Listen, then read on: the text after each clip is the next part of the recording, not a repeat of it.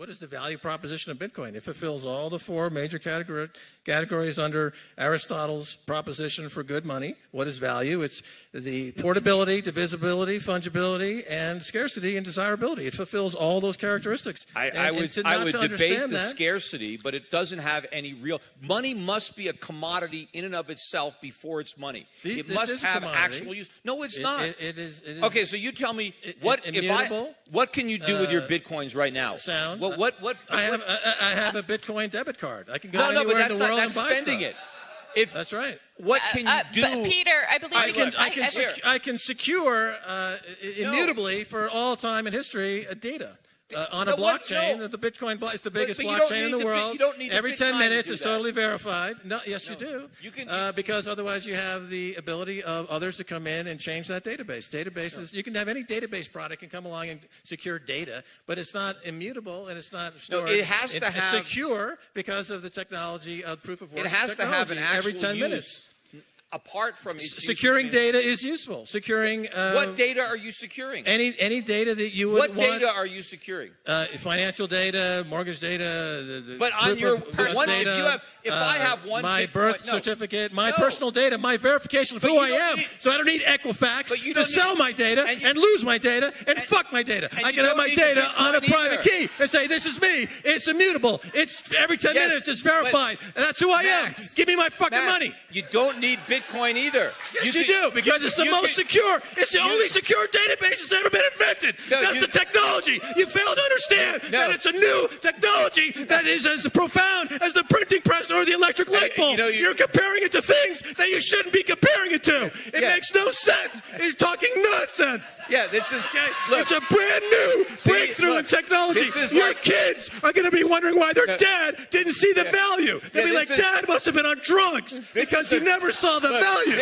This is a cult of Bitcoin. This is your guru. This is the type of reaction that you're going to get. I mean, you might as well be Sung Young Moon or something, or just don't drink any. Let me help you help yourself.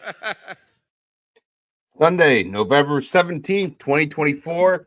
Welcome back to another live stream. I'm Joe from Network Bits. Thank you for joining us here once again. Quick sound check. I'm not sure if it's my audio acting up or if we cannot hear Brad. I can't hear you, Brad. That could be me.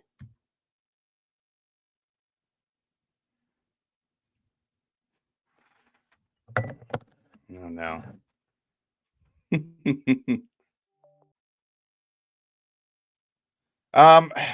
Give me one moment. Let me take a look at the stream here.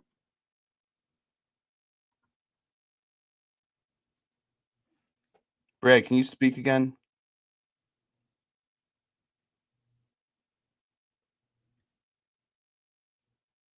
Yeah, I'm not hearing you coming through on the stream either because I'm listening to it live.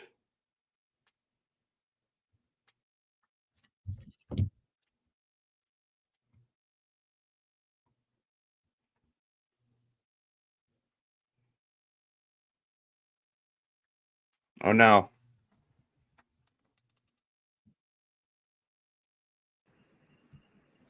There we go. Can you hear me? Oh, you can hear me. Yep. Okay. Hear you now. All right. A little. Yep. All right. Awesome. Yeah, quite an intro. Peter Schiff, big gold guy. It's funny. I listened to an interview with him recently. He actually admitted that he wished he had bought Bitcoin earlier. I thought that was interesting. He was at the football game with Odell Beckham earlier today, who took his salary in Bitcoin too. I thought that was interesting. Those guys are looking like geniuses. There's a couple of those NFL players that took their salary in Bitcoin looking like geniuses today. So, I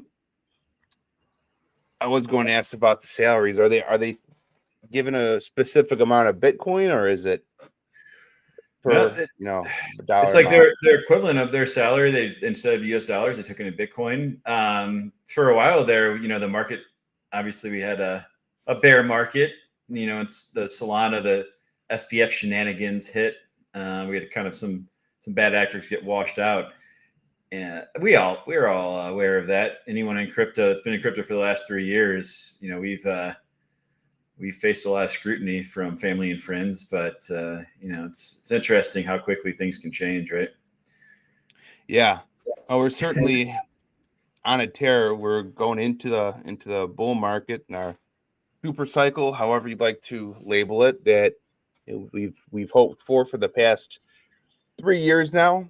And the presidential election outcome has certainly helped to kick off this price run. Now, depending on how it's described based on different camps of thought. One of it is that first one being that the potential of non-Trump administration and the potential that Harris Walls administration would have not been as crypto friendly was kind of baked in when it comes to risk. And there was a lot of money parked on the side that was they were apprehensive to buy in because they were worried about how legislation would have been made or the continuing lack thereof around crypto. And with administration with Trump and how friendly his administration has been towards crypto, they're much less apprehensive in getting in. The other train of thought there is that it's because of the pro crypto sentiment coming from the Trump administration that has been a point of speculation, leading more people just to buy in because they think it's going to go up because other people are buying in. So, both you can see it both ways. For a while there, they were stuck at 8,00813 at our 135 boobies. A couple good minutes there, stuck on that price. So it's pretty funny, but coming down off of 92,000 all-time high. Very exciting times. No doubt about it. US 150,000. It's possible. I think a lot of people are predicting 180,000 is where it may top out, but I'm not hearing anything entirely too scientific behind those predictions other than based on previous trends. Yeah. The question is when, right? What's the time frame? Are you talking about this market cycle? I assume they're talking about this market cycle, but I wouldn't be surprised. We had such a huge pump. I wouldn't be surprised if we see a little bit more correction, but we don't, who knows? But that $100,000 mark is a huge psychological barrier where I'm sure there will be some resistance. But I think once we break through 100K and turn that into support, we'll be in price discovery mode. Who knows where it can go, but this much is certain. We are getting a clearer path from a regulatory standpoint than we've ever had, right? We have Trump has looked to be a very pro crypto president. We have over 250 members of the House now that are pro crypto in the Senate. It's Gary Gensler's on his way out. There are certainly a lot of catalysts from a regulatory standpoint. We're seeing states start to announce strategic Bitcoin reserves. I think we're going to start seeing some announcements from institutional buyers for certain. And then by all accounts, you look at Google searches of Bitcoin and you see where Coinbase is in the App Store rankings. It seems that retail is starting to enter as well. So things are certainly shaping up for us to have another 4-year cycle, and things are looking good for sure right now. Yeah, Joe, what do you think? Do you the talk about a strategic Bitcoin reserve for the U.S. government? Do you think it's going to happen? I was just reading that. I don't know. That's it's entirely possible. They have strategic oil reserves. What is the use of a strategic reserve necessarily? Now the US government also has the confiscated Bitcoin, and they could easily call that the reserve. What I'm just curious what the purpose of that would be. But totally possible. You could label what they currently have as a strategic reserve. Now, what is the strategy behind keeping that other than to say that you have it? It's good for those of us who are involved in crypto, but I'm just wondering, like, what's other than being pro crypto for the sake of being pro crypto?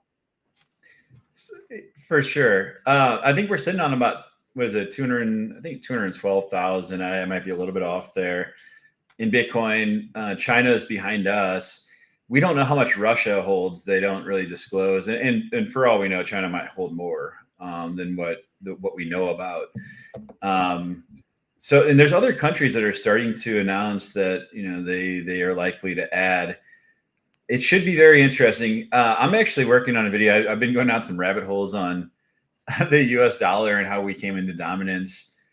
And I'm after doing my deep dives on that, I'm kind of under the thought that I think it's too risky for us not to hedge a little bit and create a Bitcoin reserve, because we have BRICS Plus, which is a coalition of Brazil, Russia, India, China, South Africa, and now I believe it's like 14 other countries have created this coalition, and they had their 16th annual summit recently, and their number one priority was to de-dollarize, and they're talking about forming a currency that's backed by gold and Bitcoin. So I think for the U.S., it makes sense. I mean, we already print a ridiculous amount of money anyway. Why not print some money and hedge with Bitcoin to, at least protect ourselves from other countries, buying a bunch of Bitcoin and us not. So I think it makes sense from a standpoint of at least hedging to do it. And what they're kicking around is buying an additional 1 million Bitcoin over the next 4 to 5 years. Now, so what did they say? Accumulate as much as soon as possible. Value reaches high enough to pay off our national debt. Yeah, that's exactly right. Like, if we start to lose dominance with the U.S. dollar, our national debt all of a sudden becomes a really big problem. So this is a way for us to potentially climb out of this national debt to an extent if we can get ahead of other countries and buy Bitcoin and it accumulates enough. I mean, it could certainly be one path. Because I don't know of any other real paths for us to get out of our national debt situation with how far we're into it. So yeah. I think from a strategic standpoint, it makes sense. And I'm not saying like move away from the US dollar and going into Bitcoin 100%, but I think we have the buying power. We have the ability to, there's 21 million Bitcoin that ever exist. If we could accumulate 1 million of that, like we hold kind of have leverage there against other countries at that point. So we'll see. Yes, correct. What Chad said that we have, 1 million over the next 5 years. Bitcoin. We have the largest wallet. Yeah. So if we do announce we're forming a Bitcoin reserve, get ready, y'all, because other countries are going to follow suit. I wouldn't be surprised as we get closer to the announcement, things will get leaked out that it's coming. I think other countries try to front run us and buy up. Yeah. But that'll also legitimize it to a point where institutions that have been sitting on the sidelines, imagine a day where we see Apple announce, like that they're buying Bitcoin, put on their balance sheet. I mean, these are things that now, 3 years ago seemed like a conspiracy theory, right? Now these are becoming real. It's pretty wild.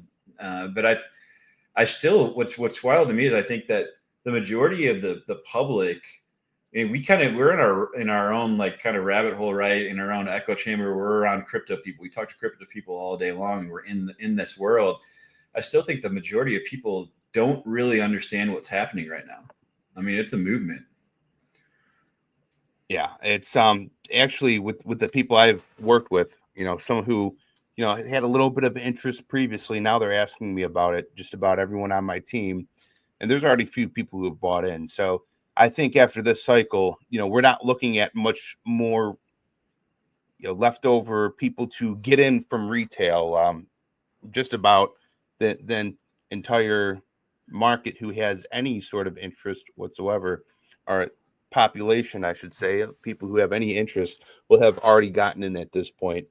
So I really think between that and the halving that's taking place, this is really the last significant amount we're going to see when it comes to any halving that's already taken place.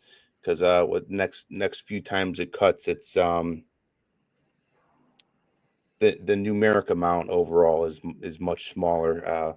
Right. I don't remember the exact amount, but you get the point I'm trying to make here. So Yeah. I just don't see future super cycles, bull markets being as significant of a pump as we've seen now. And hopefully by then we're seeing more usage from a utility perspective, more adoption from the real world scenarios of apps and using it to buy goods rather than just speculate, which much of it is what it's been up to this point. Yeah. I think what are we at 3.125? I think is what. But to your point, yes, like the halving becomes less significant. Also, as the market cap becomes larger, you're going to have less volatility. So I agree. I think that this market cycle could be. I mean, volatility can be your friend, right? If you play it right. Easier said than done. But I think as the market cap becomes larger, as we have more adoption, we'll see things stabilize, which is a good thing. I mean, overall, that means that we are, it's I think crypto be looked at as a more credible industry, because going back to when FTX and everything happened, like there are times that people would ask me, like, so what do you do? Like, I got to the point where I didn't even want to tell people, oh, I'm in crypto. I'd be like, oh, I work in the blockchain space, because the second you say crypto, people are like, oh, like you're like scams, blah, blah, blah. And frankly, a lot of crypto still, there's a lot of noise out there. I mean, the meme coin shit, like you can make a lot of money in meme coins, but it's a casino. I think this is a big reason why, like you and I are in DePIN, right? It's because, and I'm not saying that all DePIN projects are doing something real, but I think there are a lot of DePIN projects where there are teams that are really working tirelessly, that are building something real. We're starting to see revenue now. Like this is something we didn't see last market cycle. We're actually seeing revenue come through the door.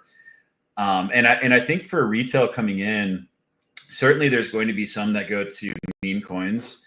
But I think that people are also going to look for something that resonates with them. And I believe a lot of these DePIN projects can make sense to the average non-crypto person. And I do believe we're going to see some money flow into these projects because it can resonate with non-crypto people. Yeah, I agree there. Anything Joe, else in particular you want to speak to about crypto in general? Yes. Yeah. So yeah, I think it's. I mean, we already talked about from a regulatory standpoint. I think we're seeing Bitcoin run. Solana's made a nice run. It's really interesting to see the shift. There's a lot of negativity around Ethereum right now. And it seems that Solana is really getting a lot of traction. I mean, outside of DePIN, Joe, are there any areas that you're really focused on right now that you're bullish on? I am trying to find what other layer 1 blockchains have any particular use case, have any mass adoption. And because we've spoke about before, whenever you launch a project on any blockchain, you need the resources, the developer resources, you need liquidity, and kind of the peripheral ecosystem, the ecosystem overall, but really the peripheral projects and people who maybe they don't participate directly, but somehow they have involvement because they're willing to feature your project, or they're willing to buy in the token because it interests them, but maybe they don't mine directly, or whatever the case may be. And we really only see two blockchains for that right now, and that's Solana and Ethereum. Of course, Ethereum, it the the throughput and the gas fees, it's gotten significantly better, but it's still not where it needs to be for any DePIN project or many other decentralized applications to be built on top of it. And you have other ones like Polygon, which we've seen a lot of DePIN projects build on that successfully, at least successfully from an app interaction standpoint, right?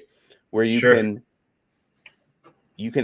create a liquidity pool, and if you have a market maker, there will be liquidity there, and you could get people. There's enough people trading to keep some price action going, but it's nowhere near as significant as you'd see with Ethereum or Solana. And the smart contracts, I believe they're written in Solidity, and it's an ERC20 token. Polygon's a side chain of Ethereum. So what I'm getting to is it's a feasible chain to use, but even the founder of Polygon is saying it served its purpose, but I don't think it has much of a life beyond, the purpose it served. There's been projects that have adopted it and, like I said, used it successfully to the extent you can qualify as successful. Yeah. But it still lacks that overall just massive community like Solana or Ethereum have. And that's what we're seeing in a lot of the crypto projects, decentralized applications, or DePIN. They're choosing blockchains, layer 1, layer 2 capabilities, not necessarily based on anything other than the resources that are available in the overall ecosystem. And when the case it has to be high throughput or it generates many transactions within a given time period, doesn't necessarily have to be per second, but let's say your app, you do 4 transactions every hour, and that's for one individual. When you have 100,000 people using it, that's a lot of transactions. That something like Ethereum, the gas fees are going to be outrageous, and something like Polygon could certainly handle it with good gas fees. But when it comes to something like Cardano, we've seen easily overloads the chain, even though in all other aspects other than ecosystem, it works. So it really comes down to the throughput and gas fees, and then what do you have market makers? Do you have other communities who you're able to feature and partner with, and do you have really people an easy way to get it on decentralized exchanges, which there's depending on the chain, there's more dexes that exist, and it leads to more stable price because you can open up more pools of liquidity to choose from. Then you have what I'm seeing with like Jupiter. You have routed trades where you can put it through multiple pools of different types of coins. It, ultimately it gets you the best price, but it may trade other tokens that it's totally transparent to. Well, you don't see it unless you look for it. So when it does that routed trade, you may have swapped numerous coins to get to the end result, which is huge. So you get more or better pricing, more market stability from those more complex applications, trading applications being built. And there's just, the more I dig into this, the world of Solana that exists is beyond anything I'm seeing other than Ethereum. Yeah. These other blockchains, they're giving away massive grants for projects to build on their layer 1, and they give away the grants in their native tokens to the tune of tens or hundreds of thousands of dollars, depending on how big the project is. But ultimately, that's not going to, if the blockchain's not already supported by a bunch of centralized exchanges, the layer one's not supported by the centralized exchanges, it's that much harder to get on any centralized exchange and be supported. All right. So that's one thing it's one aspect of it. And Sure. the ones that are even like they say Peak is very easy to build on. So it's geared towards DePIN, easy to build on. They're willing to give you a grant. We're already seeing projects say we're going to do a multi-chain application, which will be interesting to see how that turns out. Yeah, there's a couple other ones being posted here, but so I'm really trying to scope to see what other ones will be used to any extent that nearly what Ethereum and Solana are, and I'm not seeing it out there. I hear you. I do think Polygon has still has potential from where it's at, but you're seeing things like GeoNet, right? They have now launched cross-chain compatibility to Solana because when you can move to a blockchain like Solana, and they're not moving away from Polygon, right? They're adding compatibility with I think Solana. They did a wormhole, and there's a possibility they'll also be adding mining directly to Solana in the future. I'm not entirely sure. Yeah. But it adds, you think about how much liquidity is on Solana, you all of a sudden you add a lot of potential liquidity to your project when you can move to a blockchain that has that much liquidity on it. Mm-hmm. One that I'm extremely bullish on is Arweave. It's getting massive usage. It's permanent storage layer, right? But I think it's something like 85% of NFT collections are stored on. Other blockchains are storing their data on Arweave, and then they launched AO, which you can now run smart contracts on it. They're estimating will be 90% of the volume on Arweave. And you look at the market cap of Arweave is compared to other layer ones is very low. I think the upside is massive on Arweave. Base is one that people are sleeping on. They've got a lot of money behind Base, right? The Coinbase layer one. So virtuals.io is a platform that I think, again, I'm not a huge meme coin person, but I think that virtuals could do really well because you can launch AI agents on virtuals.io. We're seeing a lot of liquidity move over there. So I think that's one that people are sleeping on that I think could do well, right? Yeah, that's when you said Base, that reminds me of the time that I bought the BNB Binance, not truly understanding what it was. But this was back in 2017. No, this was back in 2020. I didn't understand entirely, but I knew that it had to be used for the Binance smart chain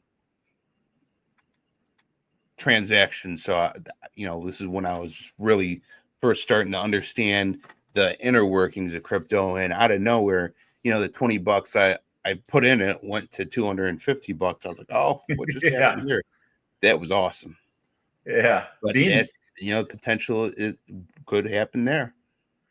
Yeah. I mean, BNB, that was it went from like I think $2 to $400. I mean, that was one of the best performing ones. The Binance Smart Chain. I don't know many projects that are being built on Binance Smart Chain, but the BNB token, because it was the most used exchange, you got discounts on your transactions by holding BNB. So it gave utility to it. But I believe point, that was it. Their transactional system actually used it. I don't think it was just the fact that it was just the fact that it was because it was Binance and people bought it. There was actually, they were using this, they call it the smart chain, Binance's chain, to track transactions that were happening between all the different entities of Binance and with different wrapped tokens, from what I understand. Makes sense. Yeah, so for me, like, yeah, Arweave is the one that I am incredibly bullish on from where it's at today, and I look at it as a long-term hold. I think it's going to do really, really well. What are your thoughts on Flux? I haven't looked into Flux a lot myself, but what are your thoughts, Joe? I don't have many. Okay. Yeah. Somebody's moonbag. I know there are people that are very bullish on Flux. He's trolling. I personally am not. I mean, Flux. I hate to say it, but Flux is kind of the whipping boy for the entire proof of work and DePIN space. And they've been talking about this proof of useful work, which they've already been beaten to, arguably, when it comes to this decentralized compute on GPUs and AI. You know, it's all the buzzwords thrown into it, and it's, you know, also decentralized compute from a node perspective of hosting. I've not heard anything from Flux that has, you know, made me want to go back and look at it from you know, what we've seen 2-3 years ago. But every cryptocurrency YouTuber who has now just learned about DePIN and has only focused on proof of work, we're going to talk about DePIN. Why I'm mining Flux. Okay. Next. Yeah. It is funny though, you know, you've been at this a lot longer than I have, right? I created my channel about a year ago, after being a deployer in the DePIN space for a long time. But it is kind of interesting seeing a lot of the YouTubers that disappeared during the bear run that, you know, that are starting to resurface all of a sudden. So, yeah. But Mexico, thank you for the $1.99 super chat. That goes to you, Brad. It's on your channel. Oh, hell yeah. I think that's my first super chat. That's awesome. Thanks, Dan. So before we get into DePIN specifically, what are your thoughts on the market cycle, Joe? Like where we are right now, where you think things are going, looking at historical market trends, looking at macro, like what are your expectations? How are you planning to play this market cycle moving forward? Not financial advice to anyone, like, but I'm curious, you personally, how are you looking at the next 6 months to a year? It's on a project by project basis. Mm-hmm. Ideally, I'm going to be out entirely, or at least parked on the sidelines come this time next year, but probably a couple months before that. And what we've seen, you know, historically, there's basically two different near peaks. Mm-hmm. So I don't know if that's going to play out again, but the first peak comes May, pretty early on in the year, like May, right? So we're talking about April, May. Yeah. And the second peak is only a little bit higher, and that one comes around October, as we've seen it play out last time. So it's hard to say, but it just comes down to when I feel confident in selling, I sell. And I don't look back. I try not to, at least. And for example, Peanut, that I trade meme coins once in a while. Peanut bought in a couple days before election, and that one took off. Yeah. So once it pumped, I got my money out that I had my initial investment, right? Mm-hmm. And then I had like I had about like 200 left over or something like that. So I made a good amount, and I sold what? 200K? 200 Peanut. No, okay. So it came out to be. So I in total, I think I made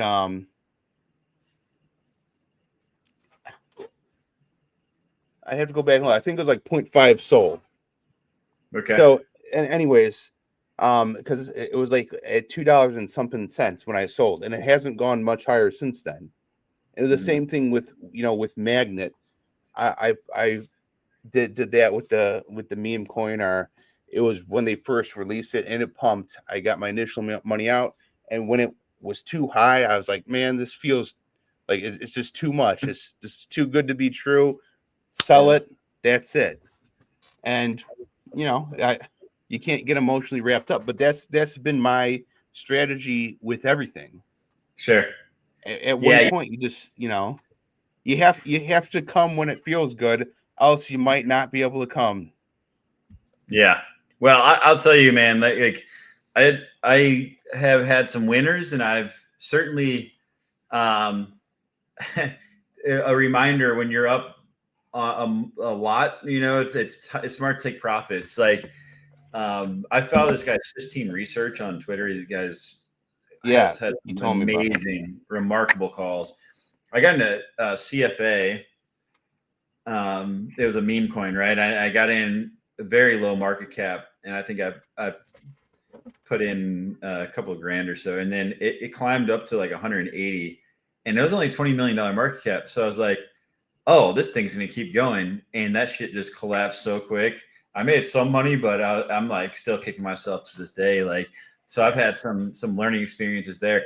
I put out a video recently on my learnings from the last market cycle. Is like, hey, if you have a 10x, I personally am like, okay, take 2 to 3 times out your original investment, then let the rest ride, and that way I'm protecting myself, but also have the ability to see the upside. But yeah, I hear you, man. Like the last market cycle, right? You're right. April, May is when the first peak happened, then we had the crash, and then it came back, and I think it topped in, I want to say, November. That's when Solana went crazy. That's when helium hit like nearly $60. That's when the Sam Bankman-Fried bullshit was happening. I gotta say, I'm a little bit cautious this time around, because we had an early run off the ETFs this last spring. There's a lot of macro stuff going on right now that's concerning, and I'm not so sure we're going to see another second peak later in the year. So I'm certainly going to be I'm going to be a little bit more diligent, I think, into spring in taking money off the table. And I have some things outside of crypto I want to invest in too, but just to protect myself, because I'm not as confident that we're going to see the same thing repeat where we have 2 peaks this time around.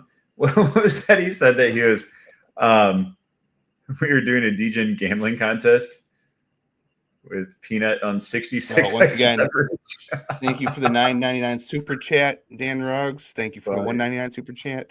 SBF loves Wi-Fi.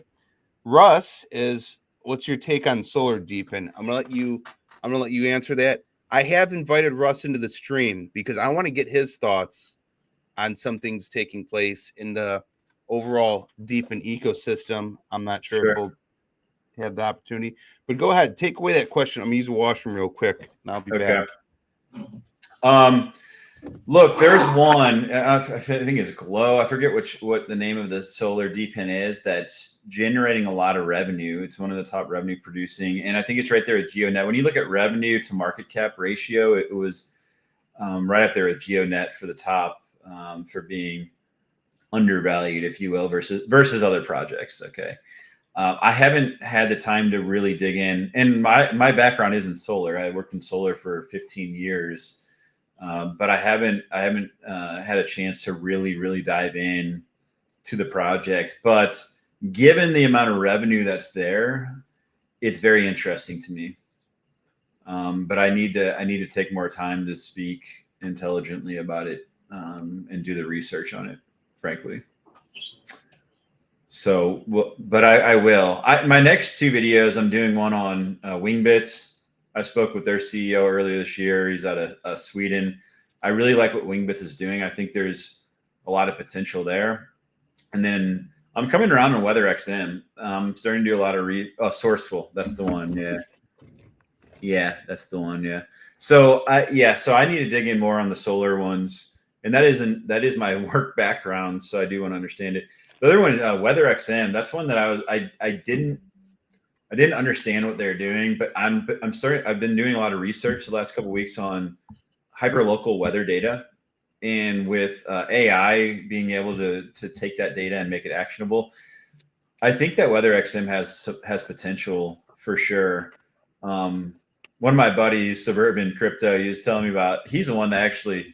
He's like, hey man, you should take another look at WeatherXM and the hyperlocal weather data, because he knows somebody that's like a golf course in the middle of nowhere where they don't really have good weather data, and I think they're paying like $300 a month for some archaic weather report.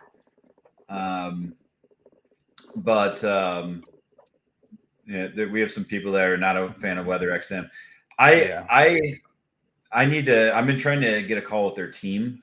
I've been connected with one of them. So before I put a video out, I always talk to the team. I like to feel them out. I like to understand what their path to revenue is, if they can execute.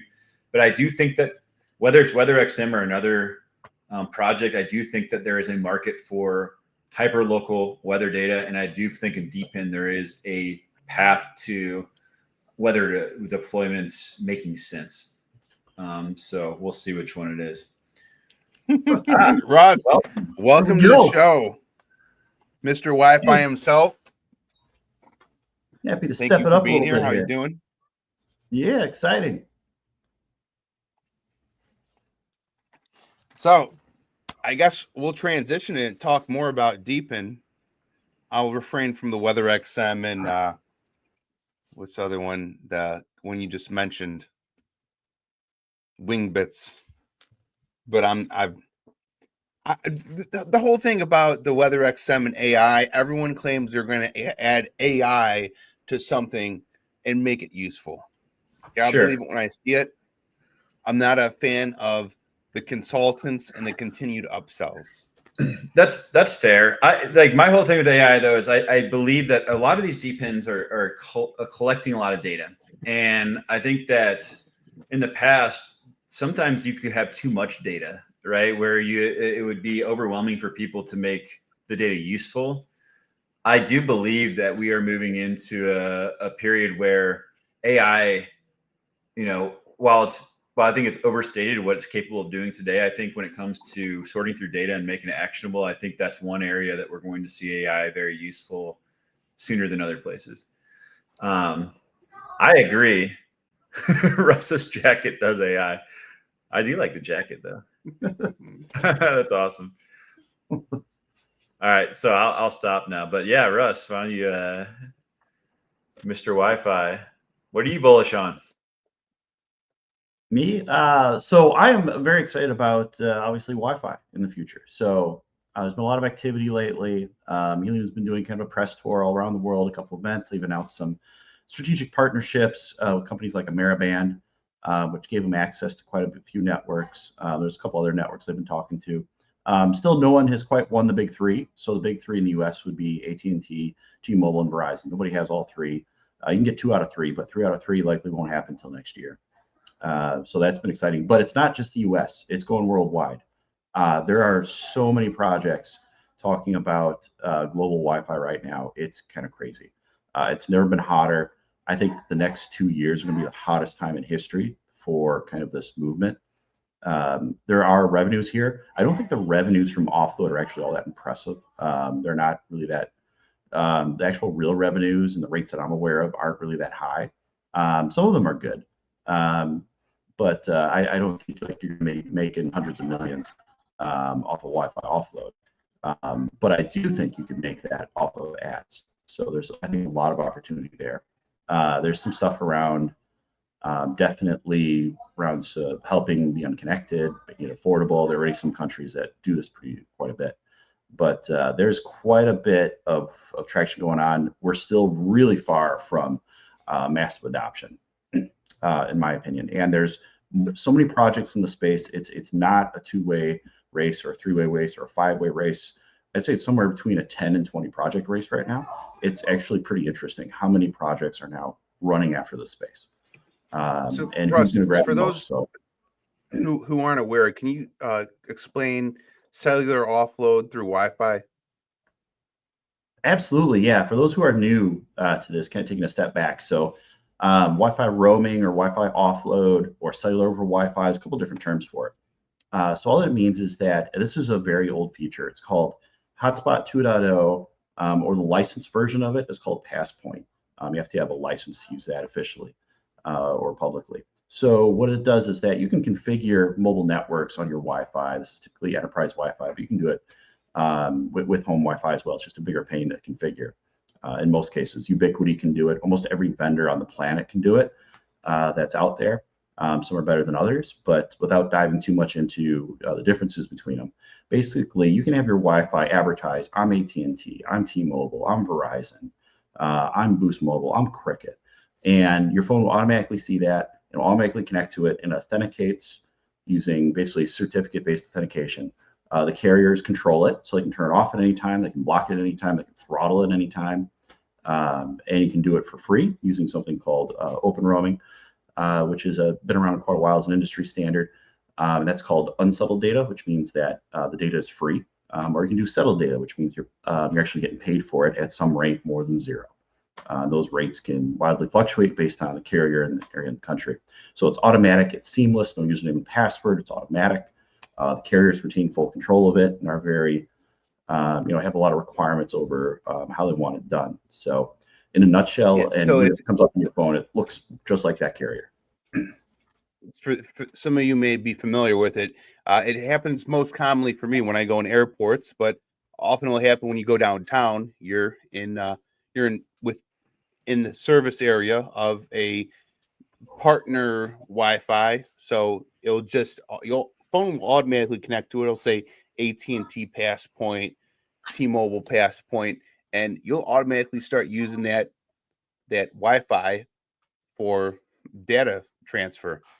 And Russ, you are so bullish on this concept that you've actually started your own company as an aggregator, correct? Yeah, I would say we're an aggregator. The big problem in the crypto space is that a lot of conventional companies can't touch crypto or don't want to work with crypto. You hear this from quite a few people.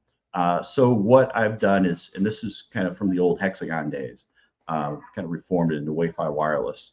So them and some partners and investors basically said, let's do the next version of this. CBRS is dead, not working. IoT is dead, not working. There's no revenue there. It's a waste of everyone's time. Let's move on to something that is productive, and that's been Wi-Fi. And Wi-Fi roaming, there's real revenue there, and actually a lot of value there as well around providing coverage where it's needed. So basically, we're trying to work with corporations, enterprises that say, oh, I like the idea, and I really like that you aren't charging me, because traditional companies charge you a fee for using this technology. They charge you a location fee. They may charge you a service fee every month. There's a lot of fees, and they don't like that. Working with carriers is very difficult. They want to charge hundreds of thousands, if not millions. It can take you 2 years to get what they call a digital amplification system, which is a cellular system. And my background's in telecom. I was a principal engineer at Verizon Wireless. So for me, the telecom industry comes very naturally. And this is all very normal to me because that's how it's always been. I don't think it's been right because it's been expensive, slow. But now, thanks to DePIN, it's become very affordable. You don't have to pay any fees to put up a site. Now you get paid. You can get paid to offload data on a per gig rate. Different projects have different setups of how they're doing this, but it's very exciting here and how it's being done here. So, and a lot of people know that a lot of work with XNet's program, bringing it up and making it go, and keeping it going here all over. Being able to bring what they call brownfield or conversions, doing that there was very exciting. So see Chad's Heliac Mobile be more successful outside the USA and inside the USA. Well, it's right now it's T-Mobile. It depends on their partnerships and plans. I guess what's your definition of success? Is it subscribers? Is it revenue? Is it lower churn? Is it offload? I think it will be another MVNO in the space, but it's a very competitive space that traditionally is very thin margins and very high turnover. And most of the people who I believe use Heliac Mobile are crypto enthusiasts. So now that we're in a crypto upswing, I think it will probably do well and have more subscribers. Yeah. So we've so seen that. We're also we've seen the subscribers kind of level out a little bit, right? We haven't seen as much growth in the subscribers, but I also saw that they are in discussions with AT&T or in some way, shape, or form. Do you know if that's accurate? Yeah. Obviously you can't be very, very transparent working with the carriers, exactly who you're talking to and when. So, I'm reasonably confident that Helium's working, talking to all the major carriers. I think AT&T is very friendly. They're frankly the easiest one to work with in the space. From there, it can get a little different. Every carrier does offload different, has different priorities. The approval times and processing times are very slow. We're talking weeks. There's no way to speed that up. It's just they run up on speed, and that's how it is. So yeah, I've got no doubt that Helium is talking to every major carrier, at least in the U.S., several in Mexico. I don't know about Canada, and the EU through what they have out there. Living more offload overseas. There's the rest of the world that's out there. Do you think that Starlink could eventually be an issue or a major competitor? If they wanted to get into the Wi-Fi roaming game, absolutely. Yeah, they could be a game changer. I think if Amazon got to this game, it'd be an absolute destroyer. They destroy everybody overnight. So there are a lot of big companies sleeping on this, that if they actually got into it, put some real effort into it, some marketing, could absolutely dominate the space. And we're at a point where we're seeing that this is no longer just a hardware sales sort of deal where, okay, buy our miner and you can mine crypto and provide no utility.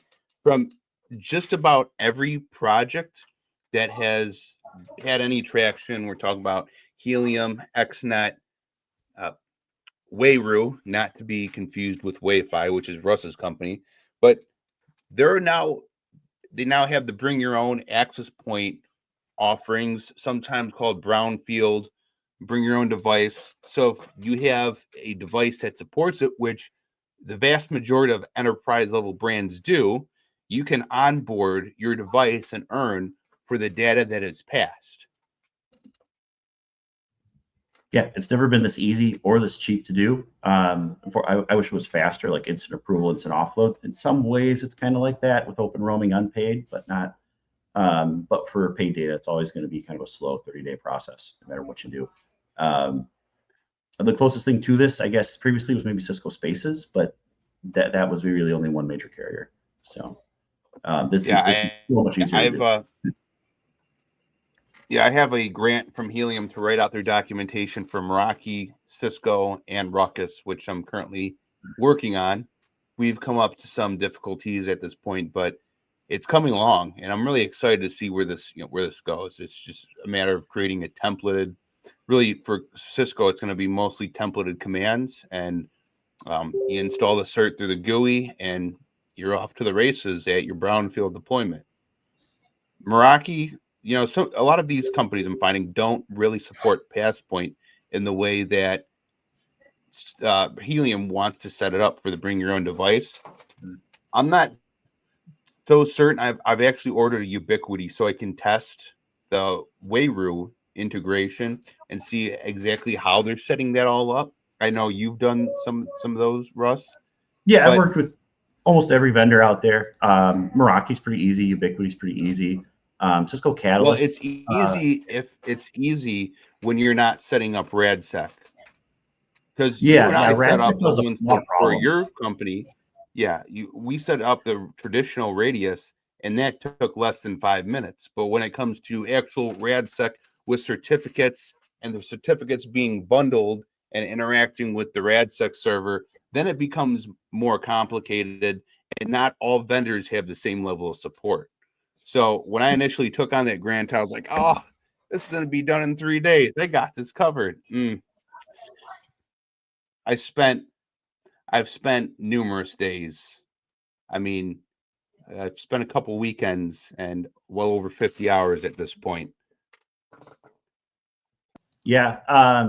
So, I work with both. I highly recommend using RadSec, but I don't require it. I will allow you to use UDP radius, but TCP UDP radius, but RadSec is so much more reliable. It causes less problems on the back end. Unfortunately, not every manufacturer that you want to work with supports it. Almost all major manufacturers have announced that they're going to come in and support it in the near future. Watch out with BOD, lots of gaming potential. Not really. It's not that bad. This isn't new, and the anti-gaming has been around for a decade. I can tell you I've seen a lot of gaming going on. I know exactly how it works with the carriers. I know exactly how it works with all the projects. I'm not that worried about it. You can't just lay onto an access point and lay it on. You can't just take a farm of phones and lay it on. You have to. It's not nearly that simple. And if you think it's that simple, go ahead and try. It's not that. I've seen this before. There are. You can never eliminate gaming. I completely agree with that.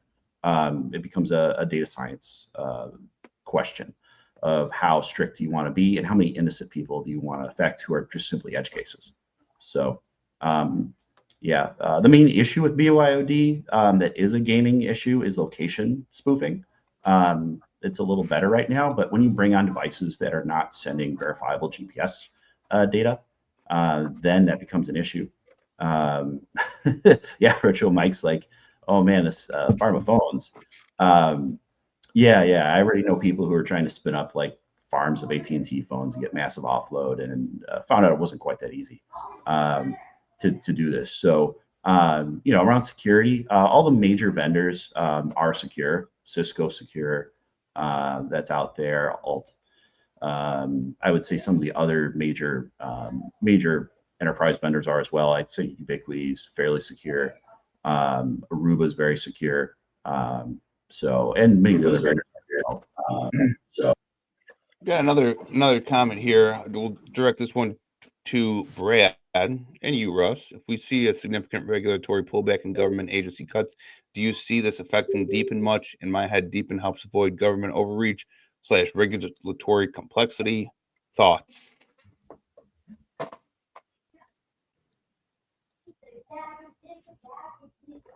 I want the same thing everybody else wants. I just want clarity. I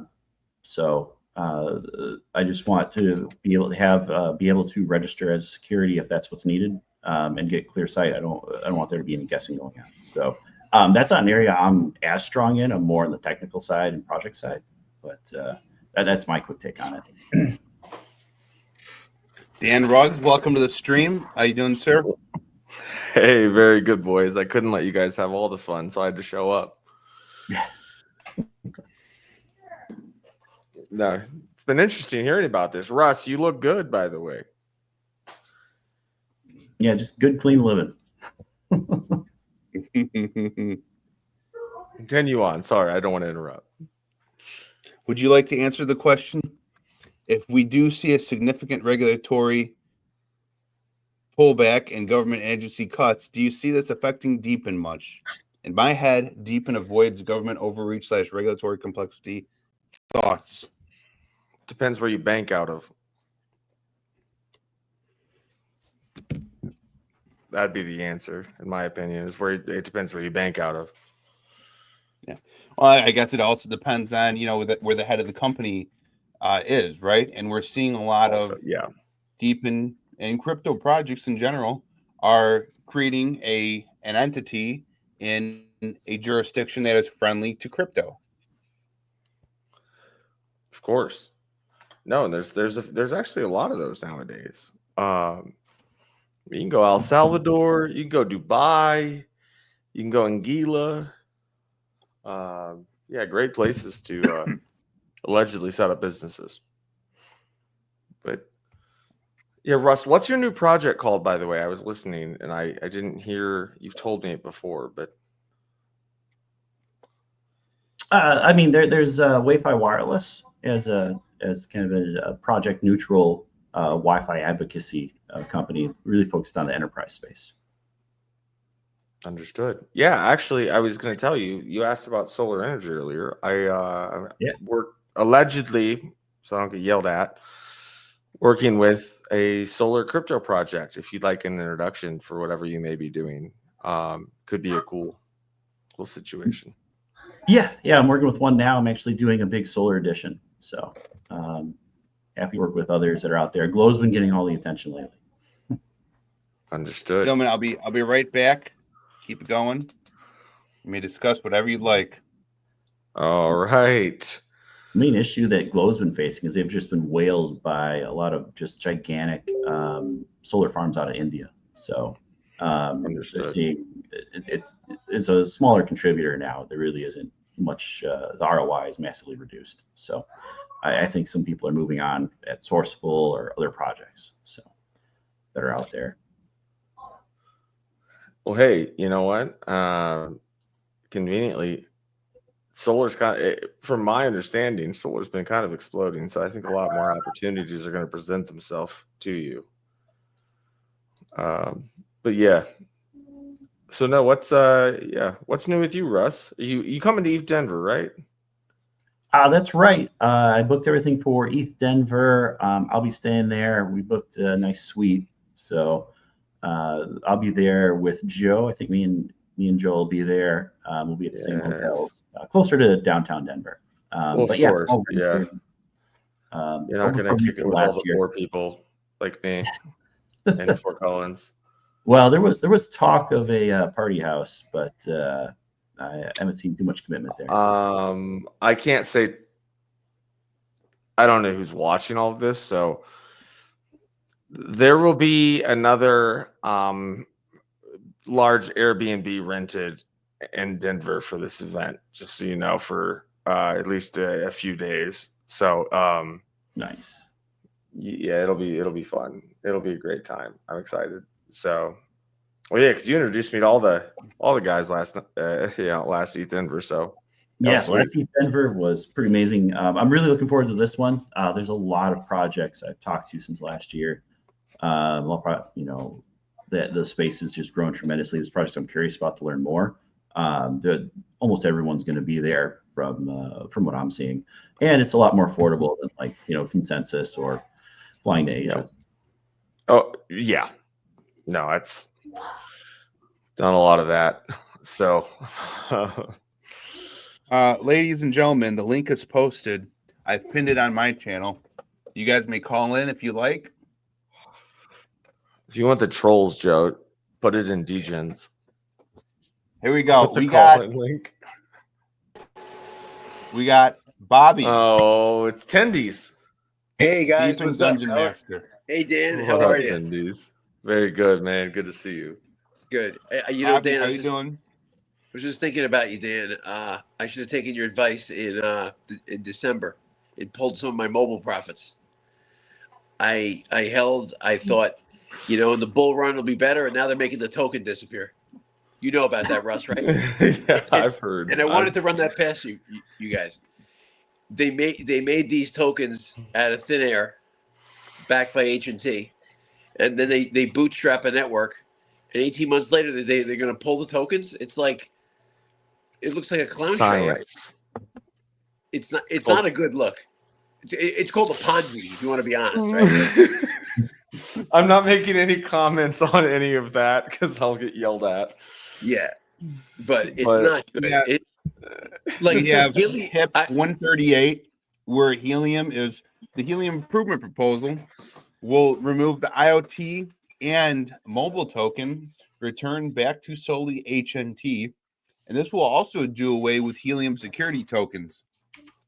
And I've seen some posts today from Amir arguing with someone else about the fact that IoT network only brings in $80 a day, so they're no longer going to commit developer resources to that.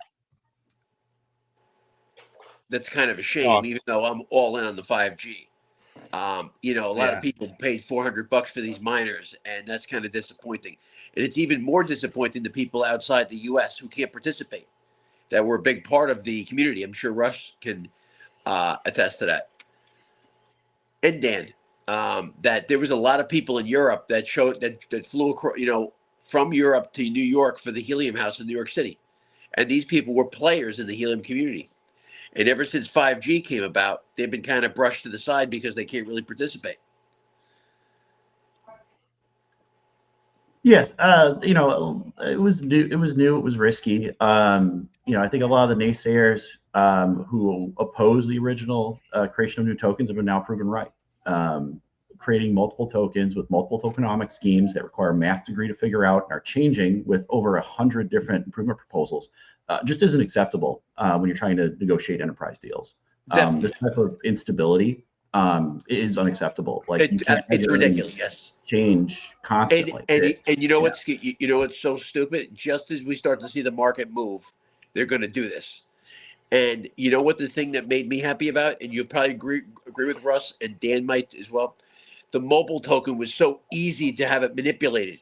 It could go up over a penny or 3 cents at a very low market cap. H&T is going to be hard to move. It's got $1 billion market cap. Now they're swearing off the record. I know people actually spoke to Amir that they swear their VCs and Andreessen Horowitz, AZ16 has tons of money they want to pump in, but they don't know where to put it. They think it's too confusing with the 3 tokens. And according to the CEO and these people, they swear there's big people out there with tons of money that want to invest, but they just don't know where to put it. I don't know how credible that is personally. No, it's a hard thing to put. DePIN's a hard. It's hard for traditional businesses to put money into DePIN. It really is. Because I mean, if you're talking corporate America, then that's not going to be great. I mean, even I work with a lot of VC firms and such like that, and private equity firms too. But no, it's not a piece of cake to get money into DePIN. It's not, and it's funny because I'm in a few CASPA groups, and they always point and laugh at Helium and Solana for having VC money. And I go, dude, if you get $100 million in VC money, you're doing something right. Everyone has VC money. Yeah, that's the joke. Don't tell anybody. Definitely, let's not live stream this. Just don't tell anyone. And like I said, that's not an easy thing to do to raise $100 or $200 million. No, especially in crypto. No, that's a big round. Typically, that's what you're going to see in like maybe a D round, E round. That's a pretty late raise. Yeah. Most of the time, what we're hearing about is seed round, Series A kind of stuff. DE, that's like professional. Like, hey, this is it. What I'm very excited about too. I know we're not, not changed so much too much. I really want to see a crypto IPO. So I really want us to go mainstream. I'm tired of us playing around with tokens and this other stuff. I want us to just have an IPO and be legitimate. So that is very exciting. And I think there's actually finally a chance of that happening and us going mainstream. Maybe Helium does it first. We'll see. Well, Helium has been spoken about on the same ETF with CASPA. Oh, the tokenization ETF? Is that what you're referring to? I think so, yes. Whatever. Yeah. So, I mean, there's it's probably the most respectable out here because otherwise, we've got the Solana meme tokens that people are, winning and losing fortunes on with, that are out there. So I'm very excited about real revenue streams and data flows. So another project none of us have been talking about is World Mobile. World Mobile is really starting to really move some real data, and they actually have licensed spectrum in what I'm told now is the entire country, and are really, really going forward. So World Mobile is a crypto, I believe, right? Yeah, it's an old one. So they were kind of they started out with the air nodes, kind of in third world countries, and then they came to the U.S. and then they started providing real internet service for real customers with real revenue streams. They do kind of an interesting deal where it's kind of a rev split, where you put up a radio, they work with you to get the customers, and then you rev split the revenue. So it's a kind of a hybrid between, it's got some Helium in it, it's got some Althea in it, but it's definitely different. How World Mobile. I heard World Mobile sued XNet. That is correct. They sued XNet, and XNet settled. That's correct. They alleged publicly in their docs that, and this was before I joined XNet, that XNet had taken some blockchain technology. Don't know what it was. It was kept secret under the court. It was sealed by the court. But whatever that was, it was settled and taken care of. But yeah, that's correct. Shermanator, I wanted to ask you, I personally feel CBRS is dead. Do you still feel like it has a chance? Russ? Sorry. I only answered Mr. Wi-Fi now. It's a Terminator. I wasn't sure who that was. But CBRS is dead. yes. There's no revenue in CBRS. There's no one doing trials right now with CBRS. There's a possibility with some changes that could come up. I wouldn't say it's like completely 100% dead. But as far as paid data, there's nothing there. I think World Mobile's approach with licensed spectrum probably was the right approach, and getting real customers. Now they're not doing carrier offload. Can you explain what the licensed spectrum is? I have an idea what it is. I'm not sure I'm right on the money with it. Yeah. So outside of CBRS, you have to pay. Somebody actually owns the spectrum, and somebody has to, actually own the rights to it, be able to utilize it. So there's a lot of people who bought this, like family investment offices and investors. ISPs have it. All types of people have this. It's typically it can be expensive, can be cheap, depends on where it is. So with that out there, basically World Mobile has been able to work with license holders and say, we'll use the spectrum. I don't know exactly how it works. I'm guessing they're doing a revenue share, but we'll put real use behind it and get it going. So, and actually put it to use, and then you'll get a revenue stream from your spectrum. So they're using the same radios that are used in DePIN. They're using, they're using Ericsson radios, which are the most expensive, but they're also using Blink radios out of Toronto that were used by multiple projects. And they're also using, I believe, buy cells as well. So 430s, 436Qs, and 846s. So the more of the bigger end ones, but they use 430s as well. So for those out there with 430s want to flash them with stock, that might be the only project left there you can actually throw them on that'll take them. No other project in the space currently accepts 430s. How about 436? 436s are still accepted by XNet, to my knowledge, and World Mobile. Okay. Are you still with XNet, by the way, Russ? Yeah. Still working their Wi-Fi program. I'm focused more on working with them to help grow the network, but and I'm strictly on the Wi-Fi side. So when it comes to CBRS, I'm not involved with that like day to day. I have a pretty good sense of what's going on, but I can't answer all questions on it. Understood. Good to know.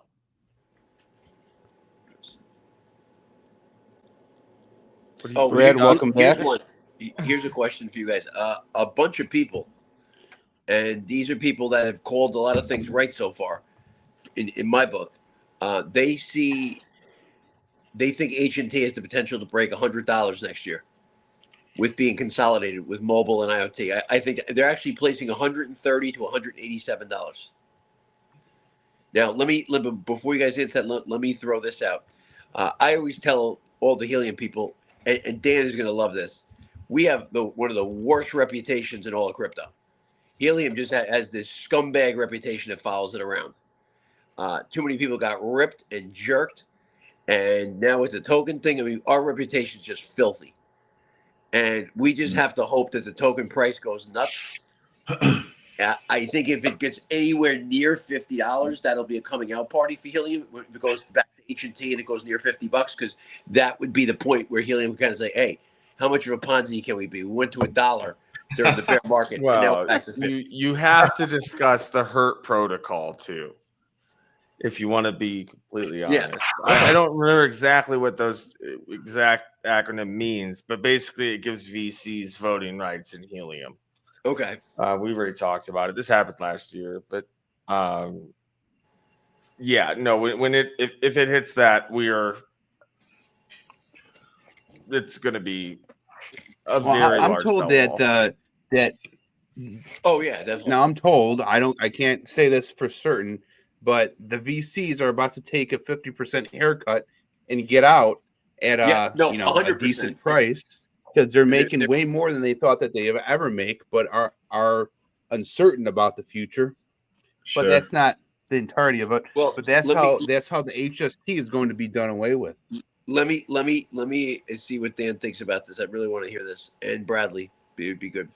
Some insider who are IoT people that have been there since the beginning. They're Europe people from Europe, and they're very, very smart. They know Helium. They've called a lot of things right so far. They told me, now these Helium security token holders, I have hated these bastards since day one.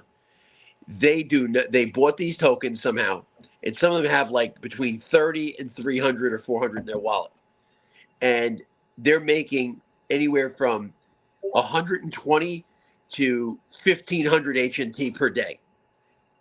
So some of the larger wallets doing nothing, just because they bought the tokens, are earning $6 to $8 grand a day. And this has been going on now for 3-4 years. And they're willing to give up their future earnings, which is 30%. They get 30% of all minted HNT every day. They're giving that up. So here's what people said. They're not doing that to help the network. They think Helium Mobile wants to sell out. And they told these people, hey, listen, we may sell. And that's when they said, all right, fine. We'll give up our emissions. If you're thinking about selling, we're out of here. How does that sound? But I don't think there's much to sell with Helium Mobile. I don't think they will sell because there's nothing there to sell. Hey, with everything going back to HNT, are they increasing the max supply? Is that part of it? Nope. Okay.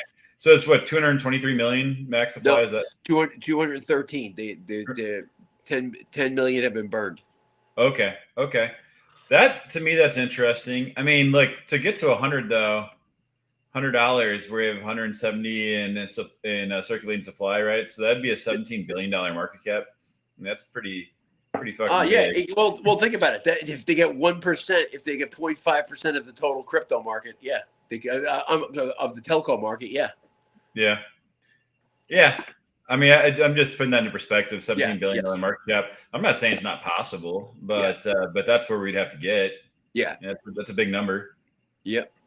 But I mean, let's face it. I mean, I couldn't believe the market cap went to $54 in 2021 when Helium had nothing but a joke. Yeah, a lot of that was Alameda Research though, and Sam Bankman-Fried dumping. That shit jumped from like $15 to $40 overnight because Alameda Research dumped a ton of money into it, and we know what happened with Alameda Research. Yes. So they love Wi-Fi. Yeah, SBF loves Diddy in jail too. What are your predictions for HNT? I want you guys to throw out like low and high, just for the board. I think I wouldn't be surprised if we get back above 30. I mean, what are we sitting at right now? Just under 6. Yeah. A lot of it depends again, though, too. Is this bull run going to hit like we hope it does? It's shaping up like it will. Yeah. But we need the macro markets to hang on. We don't know what's exactly going to happen in the stock market. There's some weird stuff going on with Nvidia right now. All right, but I'll give you my prediction. Bobby, you ready for this? Okay. If HIP 138 passes, and within the next couple months, there's true Wi-Fi offloading taking place through Ameriband and other carriers, I'd say 110 easily. Okay. All right. So you got 110. Easily. You said Bradley $30, and Dan Ruggs. I'm not allowed to comment on any prices of crypto. Okay. Everything else, but I can tell you, I do not agree with 110. Okay. I can't say. I'm going to get yelled at. Okay. I'm going to say this. It's only a 20x. Solana has done a 20x over. Solana's. Solana though. 14x. Hey, just remember. Look. Remember how each one of them. So I assume the flywheel is still in effect. That still has some impact on the price. Yep. All right. But I mean, if we're actually moving data with Wi-Fi offloading, and they are buying up data,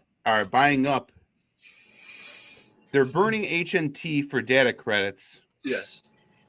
Then HNT is going to get to. Plus, there's a halving coming in August too.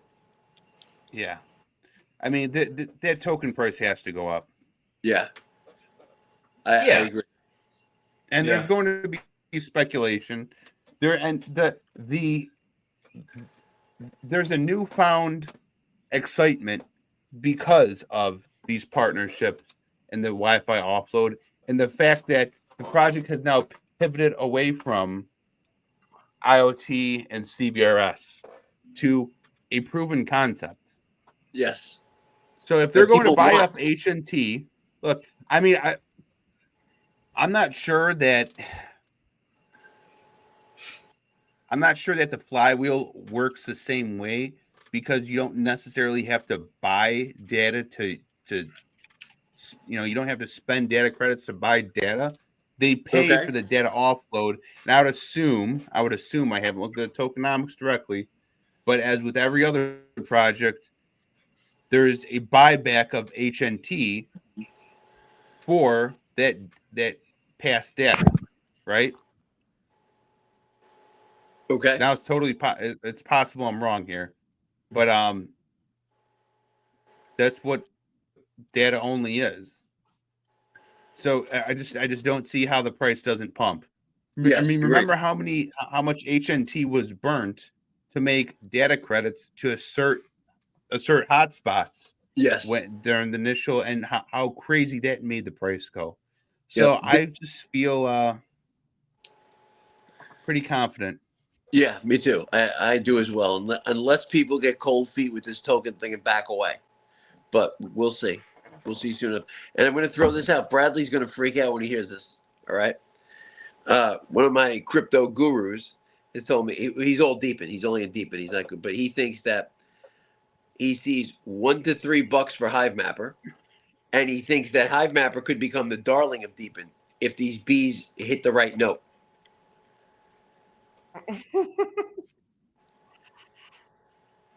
And they have a very and an outsider doesn't have a camera from Brad, Germany, we can't hear you. who's a huge crypto person. Is very impressed with Hive Mapper's burning mechanism, that tokens will be burned. Yeah. How do you feel about it? And my buddy, who's been right a lot, has said this. He said Hive Mapper could possibly do the same thing Helium did last bull run. Can you all hear me? Run to like 10, 20, yeah, 10, 20 bucks. Okay. I mean, I certainly hope that's the case. Here's the deal, though. Like, the data credit usage has been on a great trend. There's no doubt about it. I think it's something that, especially when retail comes in, the DePIN for Google Maps resonates with people. I think that it'll attract investors from that standpoint. The B, though, they have to execute really well on the B. Yes. So that it all hinges on this next hardware. Absolutely. If they earn well, it's going to make a lot of FOMO. Yeah, I agree. I hope you're right. If they stink, it's going to be bad. But if they're really good and people are going, hey, I just made $100 this week or made $200, it's going to start crazy FOMO. Yeah, well, I hope you're right. I think. Yeah. Oh, sorry. Go ahead. Sorry to interrupt. Yeah. No. What do you guys think about the hardware selling side? But continue on. We'll come back. We'll loop back to that. Dan, that's a fantastic question. Some of your buddies brought that up. They feel it's not a crypto project if you're selling hardware. And that's a good point because it kind of changes the dynamic. However, in DePIN, you do have this issue with gaming. People gaming the system. So by you selling the hardware, you can have more tighter constraints on it than if people can make their own hardware. Does that make sense? Yeah. No, I get it. I just was trying to ask a controversial question there. It's not like fully decentralized, but Joe always makes a point too that Caspa always fights with me that we're totally decentralized. It's like not really. 2 to 3 mining pools are kind of controlling the majority of the chain, correct? I mean, yeah. I think it depends on the project, right? Like talking to Wingbits, they teamed up with GeoNet on their hardware. They are using GeoNet for precise location data to prevent spoofing. But the biggest thing I look for, though, is with hardware sales, are they keeping prices high on hardware to make profit, or are they trying to push price down when they go to scale?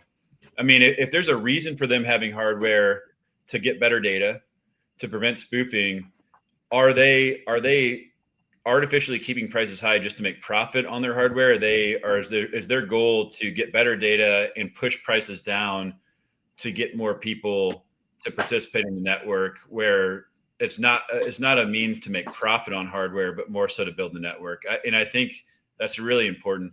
$1 to $3 for honey, man, I'd be very happy if that were the case. I do think that there's some big exchange listings coming. I think there's some on-chain data to support that, and I do have a pretty sizable honey bag, so we'll see what happens. I personally, if I see 50 cents, I'll be really, really happy. But you have to understand there's going to be like 7 billion tokens in circulation, so like you throw out these numbers, $3, that'd be a $21 billion market cap for Hivemapper. That's a very large market cap. Not to say it can't happen, if we have a super cycle. But I'm also, when I speak of these numbers, I mean, I'm talking about touching it, and you got to look at market cap like this. Okay, it gives you a little bit of information, but when FOMO starts and people start buying, they don't care about the market cap. They just want the damn token. Yeah, no doubt, no doubt about it. Yeah, I hear you. I mean, looking back, it was unbelievable where Helium went with an IoT network that was kind of a disgrace. It wasn't even fully built. It was just on pure FOMO. Yeah, there's no doubt. You're right about that. Yeah, and I do think network in history ever built. What's that? DePIN. It's the largest network ever built in DePIN. And something I always say is what's amazing about Helium was that over 70%, I have the numbers in front of me, over 70% of all the miners ever deployed for Helium, over 70 are offline. So they're striking out 7 out of 10 times, and they still have a network up and running. Yeah.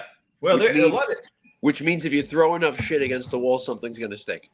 Yeah, and a lot of those, let's be honest, like a lot of those miners were overly redundant. I mean, you had cities where you had hexes with 50 freaking IoT miners in them, so they weren't necessary. But it was, I think Helium, more than anything, showed us in the last market cycle what is possible as far as growing a network with DePIN, and it inspired a lot of projects. A lot of the projects in DePIN today are here because of what they saw with crowdsourcing. Helium, Yes, great. Yeah, crowdsourcing is a great thing. No doubt. And now it's really okay. Which projects is going to have the team? Yeah, which projects have the team that can execute? Which ones are actually going to build up the demand side? I mean, that's really what it comes down to. Speaking of demand, Dan, how are things going over at Dynex? I saw you guys. I did an update on your project recently. I don't know if you had a chance to check that out. I did. It actually, I sent it to management, and I said that it was actually one of the better videos I've ever seen. Exactly what I said. Yeah. Price is down. I can't say anything about why that's occurring, but I can tell you that it's, the team itself is going to be trying to solve such a problem. But no, I mean, hey, our tech works. It's incredible. I mean, you can get over 90% efficiency by using us in comparison to traditional quantum, right? But we have big things on the way in terms of Mike's going to love this one. Quantum nodes, but we have no licensing fees. Okay, Mike. So no, it's gonna be great. But no, things are good. Things are I can leak that we're working with more healthcare companies that are Fortune 500s and such like that.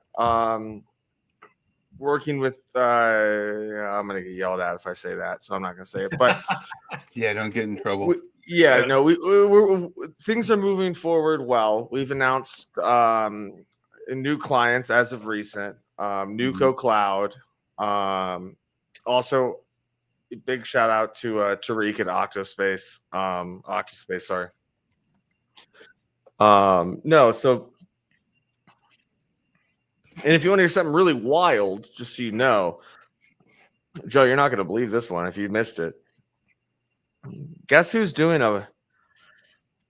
we just had a round table with Flux after everything. And Dynex is now being listed on Zelcore.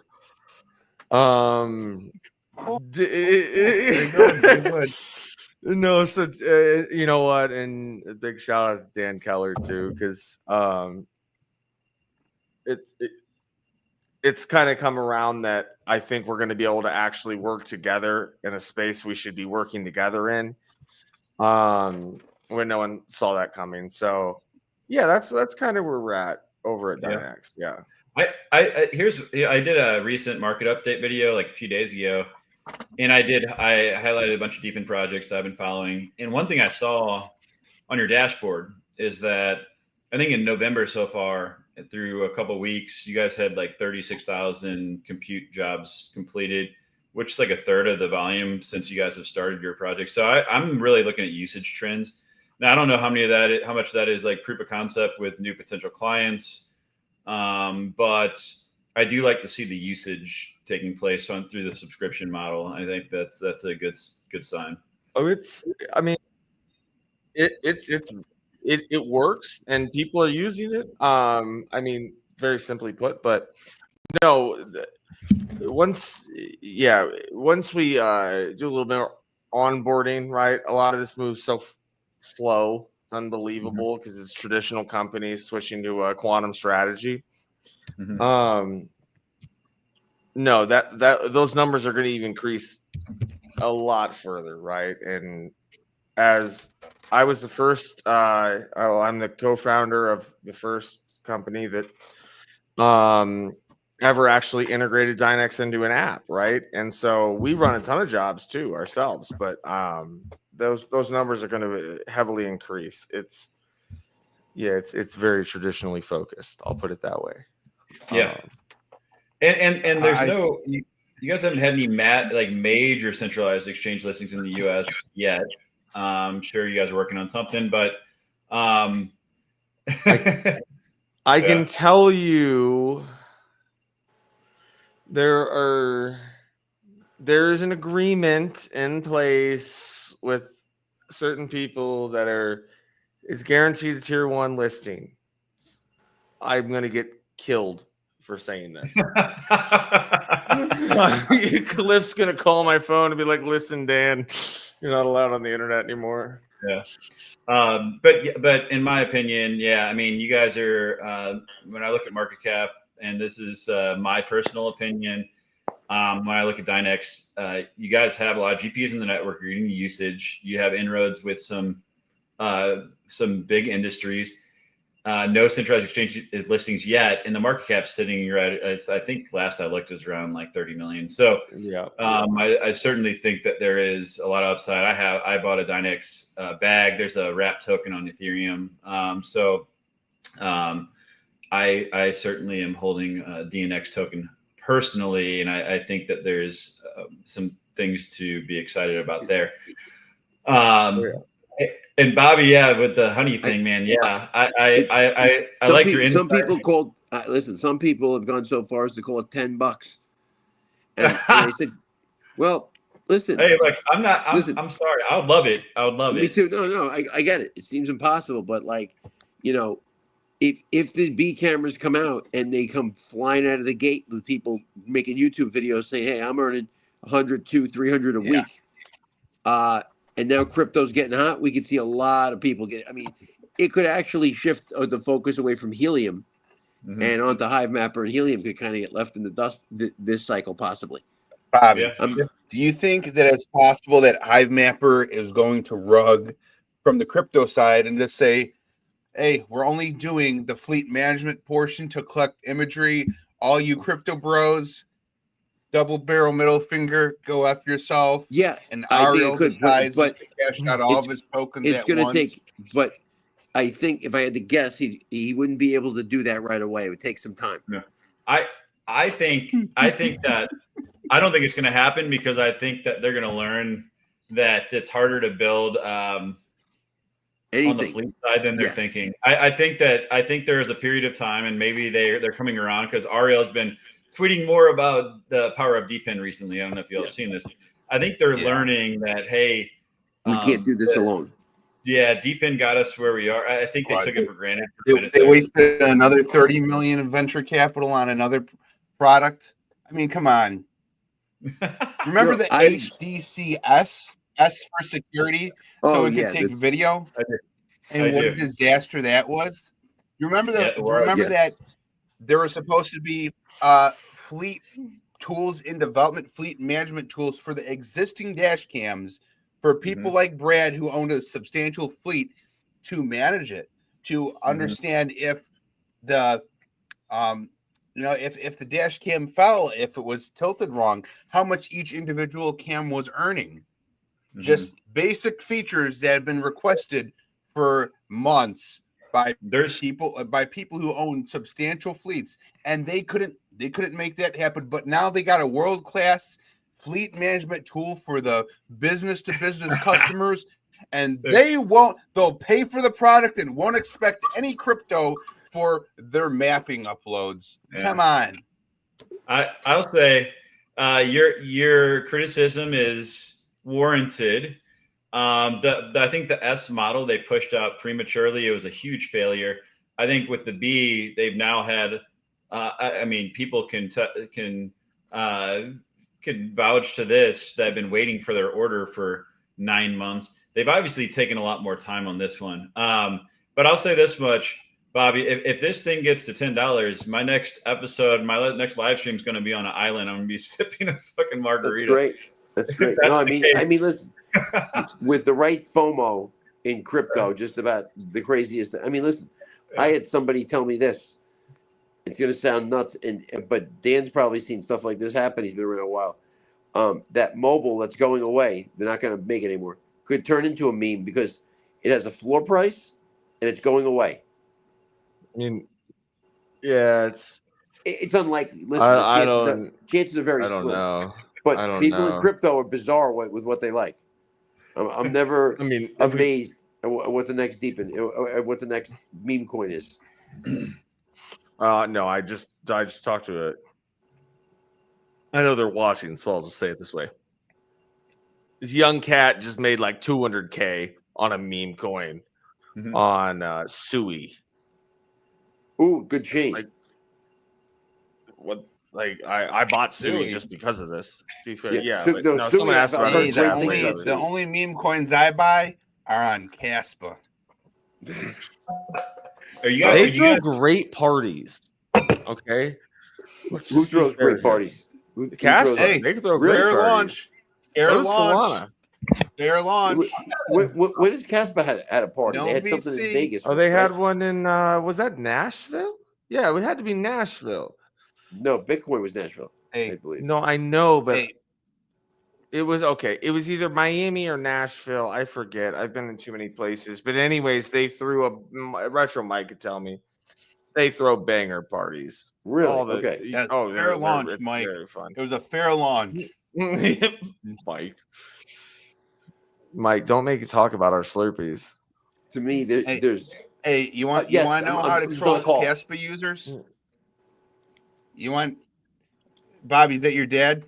No. It was Mining Disrupt. Okay, it wasn't. That was in Miami. Do you guys have any meme coin moon bags you guys are sitting on? I have some trolls to say out loud, but I'm just gonna not say them. I got to use the restroom. I'll be back in about 5 minutes. Yelled at. There's one I'm sitting on. There's one I'm sitting on. I think could actually do well. Is the Astrofolio. I know this is crazy, but it's the astrological signs, and which is a huge freaking market. I think they're each like $1 million market cap. I think they could actually they could do pretty well. I think. Why did you not message me this already? Like, what are you doing? Come on. They're still like super low market cap, but yeah, I got in at like 300K market cap on each one. I think they got up to like as much as like 2 or 3 million. Now they're down to like 1 million, but I think those ones could fly because, dude, if people start getting on TikTok about these things, everyone loves astrological signs. Like, it's a huge market. I think they could do pretty well. So it's a moon bag. I mean, it's a small percentage of my portfolio, but I think they could do well. Yeah, where it's NDAs are an excuse to say they have customers without saying who their customers are, but it's also a way not to disclose that you don't have any customers. I'll true that. Yeah, that's exactly. Welcome to business, though. I mean, to be fair, there could be something to that. Yeah. I mean, it works both ways. Yeah. What other? Until I guess. Are you guys bullish on Demo?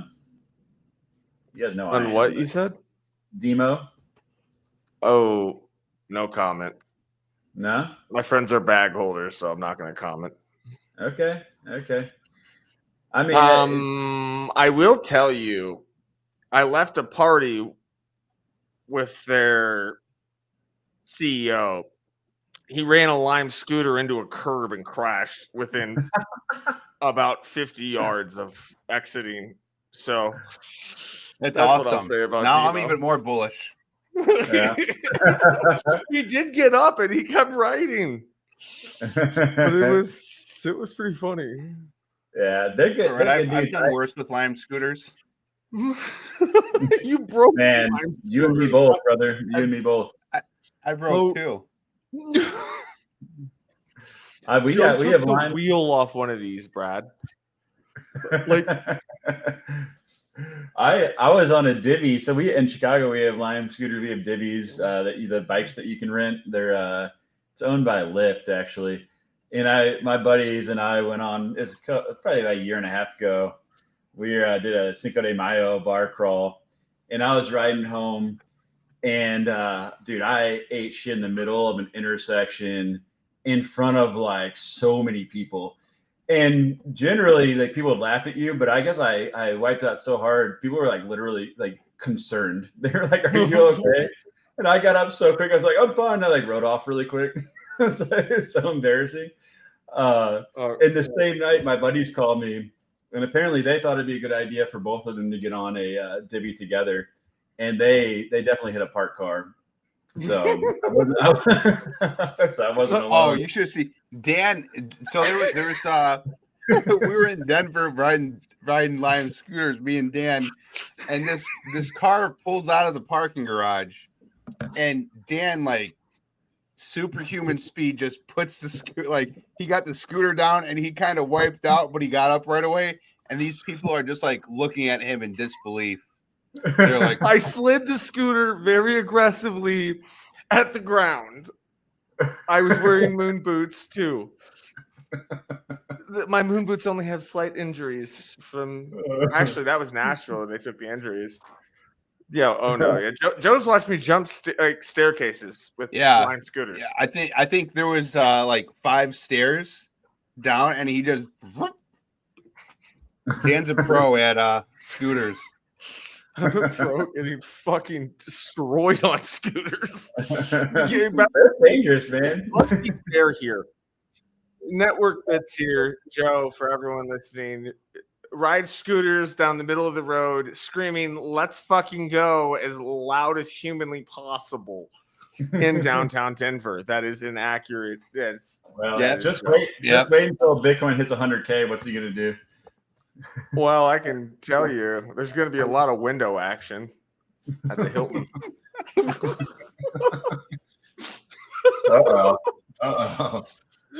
Yeah, Dan and I were very obnoxious together. I wasn't yelling in the hotel hallways.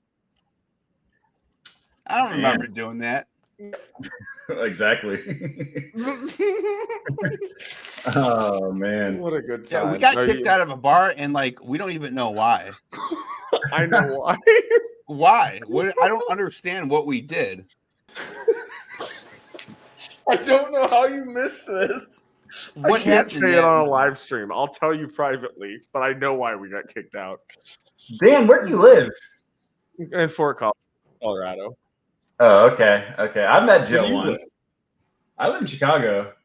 And Chicago's the Joe's outskirts. Joe and I. I have a house in Kalamazoo, Michigan, actually. So it's like 2 hours up and right to you, northeast, I guess would be. Oh, right. Nice. But no, I've been home in over a year. Oh no. Yeah. Amy asked if I wore your. You didn't even. Mike's asking about my boots. So back to Demo. So no one's bullish on Demo, huh? Demo, no, we are. I don't see it. I think Amy asked if you wore your moon boots to the Dynex poker tourney. Where is Amy? She looks like that one chick, Liz Wheeler. Hey, that's what I post on her. I post that on her videos. I'm like, wow, Liz Wheeler talks about crypto, huh? I'll tell you a little secret here. Funny story. Amy actually, I'm connected with her now on Discord, and anyways, she's like, "You need to talk to me on Twitter." I was like, "I'm not going to talk to you on Twitter." So now, Joe, She's gonna get all the requests for your streams because I'll send them to her on Discord. All right, tell her to come on. She's gonna kill me. I've really never met or only seen very few female miners, and fewer into crypto, I know, but very few miners. Oh, she's cool. Fire Hustle. Yeah, I know. Don't even go there. No. She's Fire the worst. Hustle. God, I hate Joe, that. hey Joe, DM me your link. I'll send it to Amy real quick and see how degenerate this can get. If you want a shit show, we'll just have a shit show. It'll be great. You got it. Hey, when women come on the stream, the viewership goes up.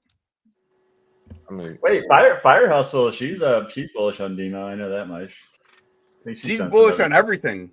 Oh, every project. She covers every one of the top 1,000 and speaks well of them all. All right, you want me to tell you a story about Fire Hustle? yes. Ooh. All right, so I've told this on live stream before, but I never said specifically who. So Chris and I were in this Discord with a couple people, and you guys know what baked beans is?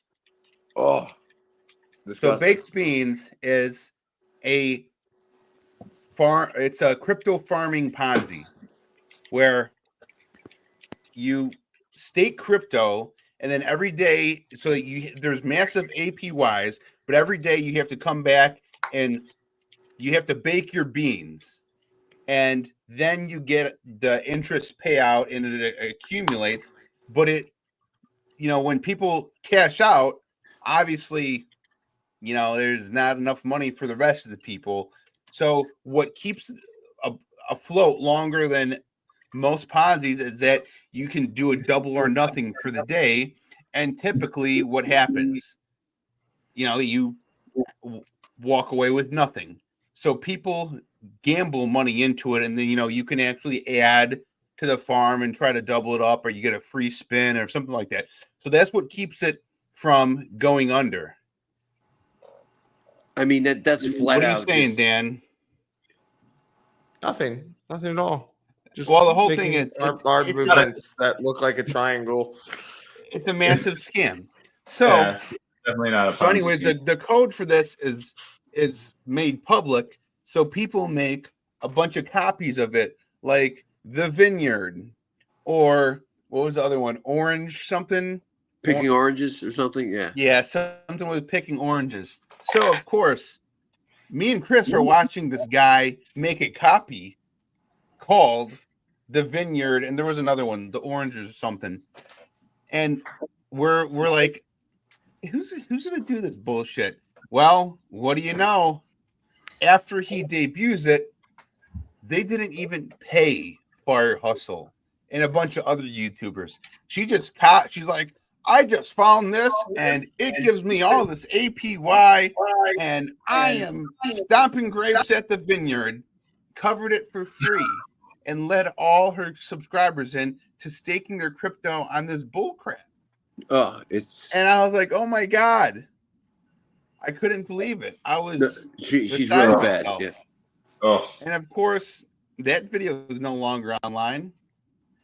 Mm-hmm. I Bobby, I need a messaged yield Amy node. for you, by the way. Can you give me some yield node? nodes, That's bro? another one. I still go to their Reddit to look around and see those poor people. My God. That's another one she was. Anytime I hear the word node, I just run. Because it's such a buzzword. Well, MXC was big into that. AI nodes and for the future, and cross chains and moon chains. MXC. What happened to your buddy over there? What was his name? Oh, Billy Boy. He was driven. Yeah, Billy. He had some choice words for me. Yeah. Talk about hardware sales. And Joe, can I be honest? Joe is the only guy, and I really told Joe I wish he did more of this, cover scams, because that's the most. I don't know if Dan, who does a lot of stuff, might be able to relate to this. One of the best things if you're new to crypto is to learn about the scams, because you learn about crypto and then you're learning how to protect yourself. Because these scams are easy to fall for. All you got to do is hear people winning and getting money, and everybody's in. But if you learn about the scams, it'll make you start to think in crypto that everything's a scam till proven otherwise. They were charging like $2,500 for their unit, weren't they? MXC. Oh yeah, 3,000, close to it. Now you can get them for $5. If anyone wants the information, I'll just give it.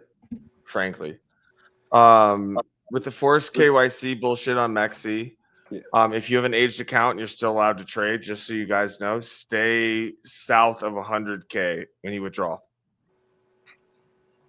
They will review your count at 200K. And Mexi, Dan, I think we're talking about something different. No, yeah, Dan's talking about the exchange. MXC was the ripoff Helium hardware scam. Yeah. MEXC is the exchange that a lot of people bitch about. Okay, I don't Wi-Fi hard enough. Obviously, I'm very slow. That's perfect. There we go. Orange Financial. Chris, get in here. Get on the stream, bro. Chris. Hey, Chris is fun. Orange Financial. Back. I saw his video. He's back. He's back in the game. Yeah. He's back. Nice. Chris landed a big gig. He's a corporate company man now, but the company has a lot of high profile crypto institutions that they. Hey Chris, do you want to be friends? Help me. Yeah, I think Chris and me could be friends. Wait, who's he working for? Can you say that? On in a few. No, I don't even know. He doesn't tell me. He just sends me pictures of his fancy office and his cubicle and his cat and his girlfriend who's famous. He's living the. He's got a famous girlfriend. Yeah. Who's his girlfriend? I don't know her name.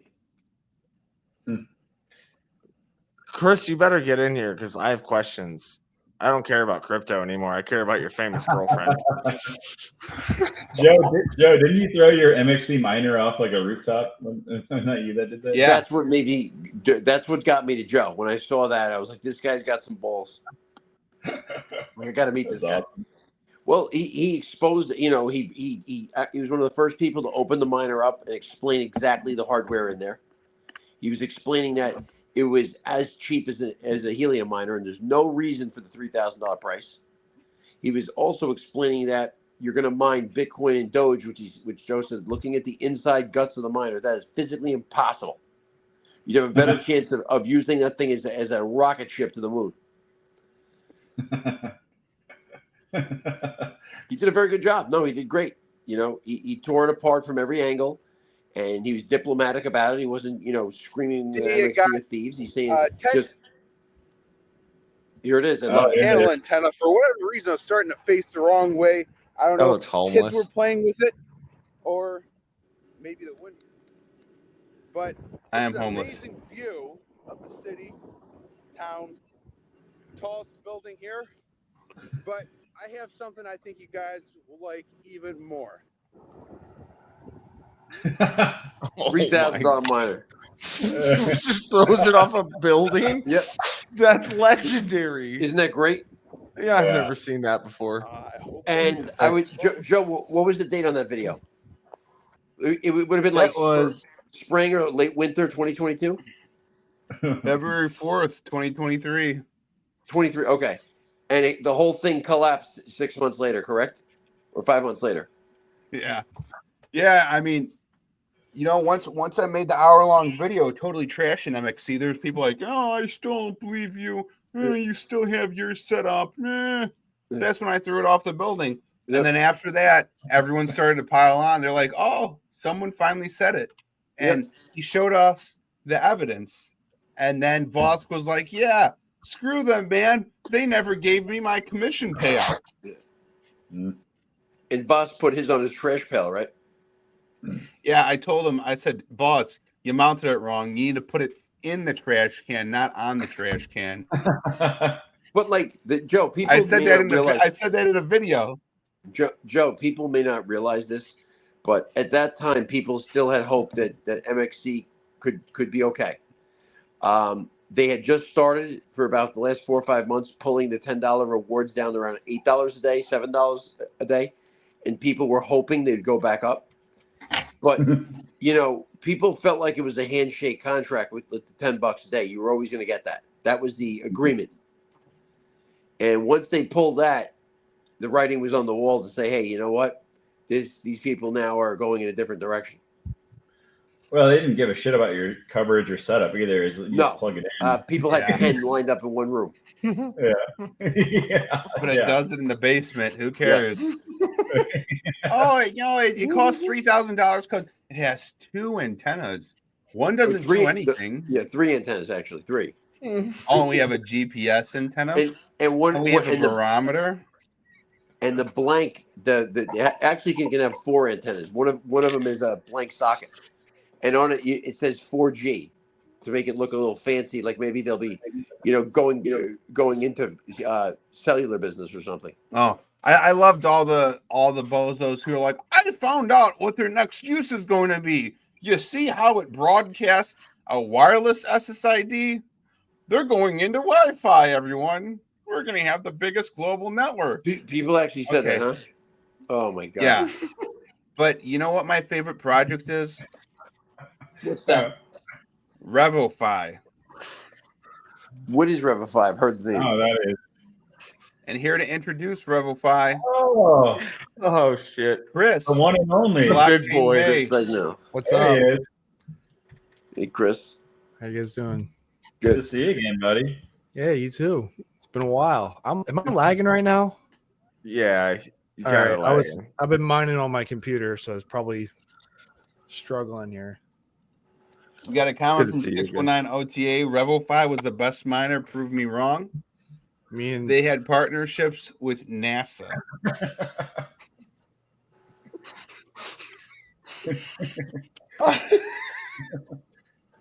The only one with a Revify miner was Chris, and that's true. Chris had a Revify miner sent to him by one of the first people who ordered it. Dude, I'm clicking hard right now. Yeah. I sent that back, so I don't have it anymore. Everyone asked me about it. They're like, "Oh, how does it look now?" I'm like, "I don't know. Did you watch the whole video? I don't have it." I'm gonna try restarting my computer here. See if this glitch goes away. All right, fine. If you want to hear the ultimate rug, just so you know, since we just talked about NASA, Mexico's NASA has been pitched to me. Well, I pitched it to other people, actually, but people are in. So that's not, and we're going to utilize Dynex to do it, but let's do it. It's the dumbest thing ever. We do not have enough money to create a Mexican NASA. That's the joke of it. Well, I don't have enough money for it. Brad, heard you, Joe, I'll be right back. Chris would like to invest. I'll be right back, guys. Okay. Yo, where's like Amy? That, investors are leaving the table. Unbelievable. Mike, get Amy in here, bro. I messaged her for you. You know. I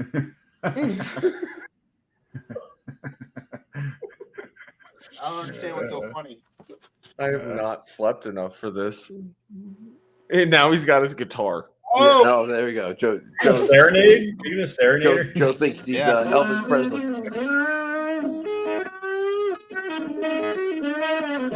Joe, it's not bad.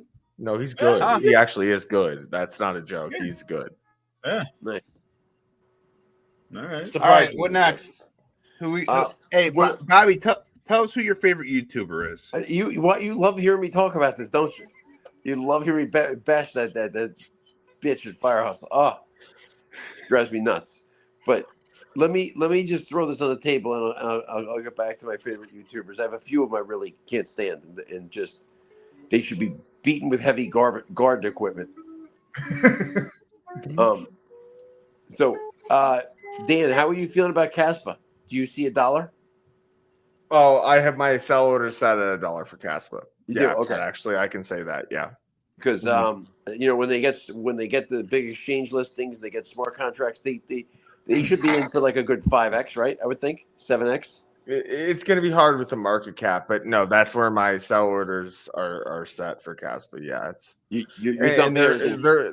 They're hardworking guys over there, just to be quite honest, and girls for that matter. But no, I like Caspa. I like what they're doing. I think that the strategy they're employing but at the end of the day, are they ever going to be able to?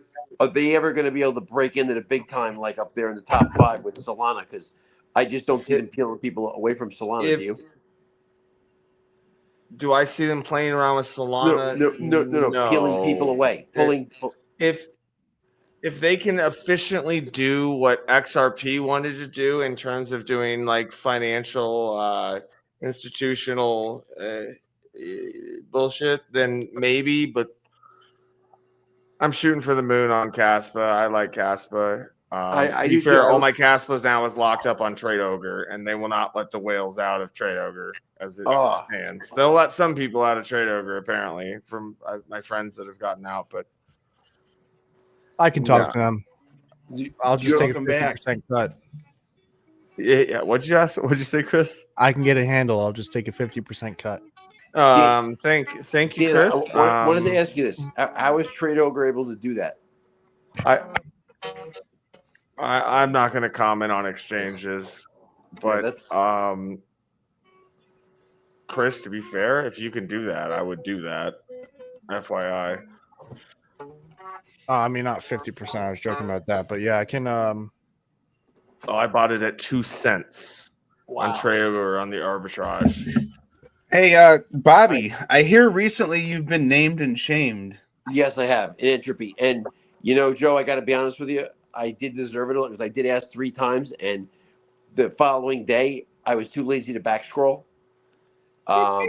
So, I was being a little redundant when I kept asking the same question, trying to get extra credential from my dad, who actually does have a few crypto wallets and is into it a little bit. I don't know what, like I sent you a message. He's in New York. Is there one per family? I mean, I don't know how it works, but Entropy. I don't know. I got to say, I'm impressed with the earnings. They're no joke.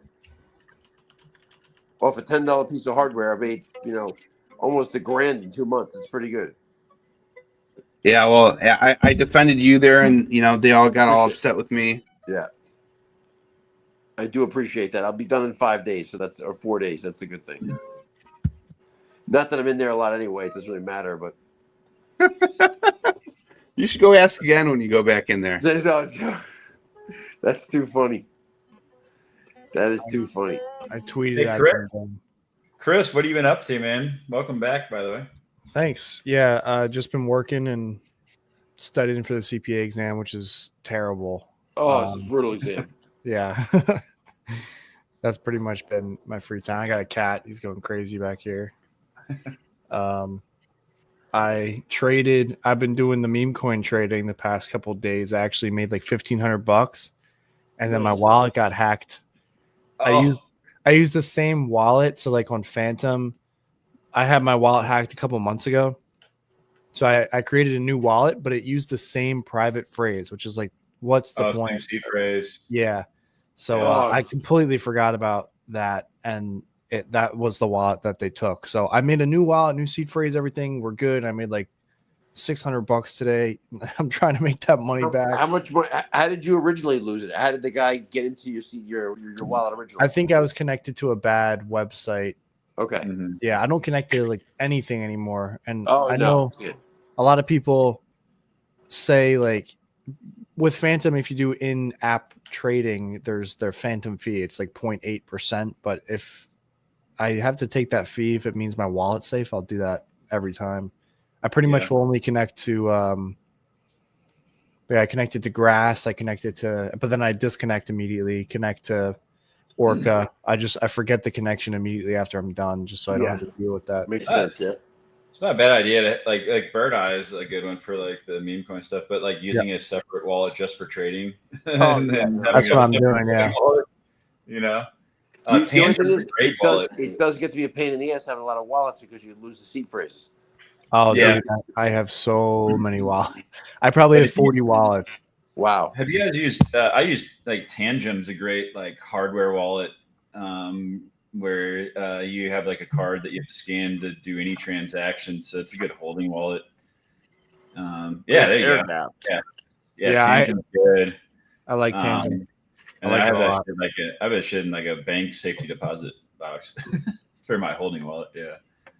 Tangent is like, you can stake on it too, which I like with Solana. I might start doing that because it's like 6% you stake directly to a validator, and that's an extra. You get 8%. Yeah.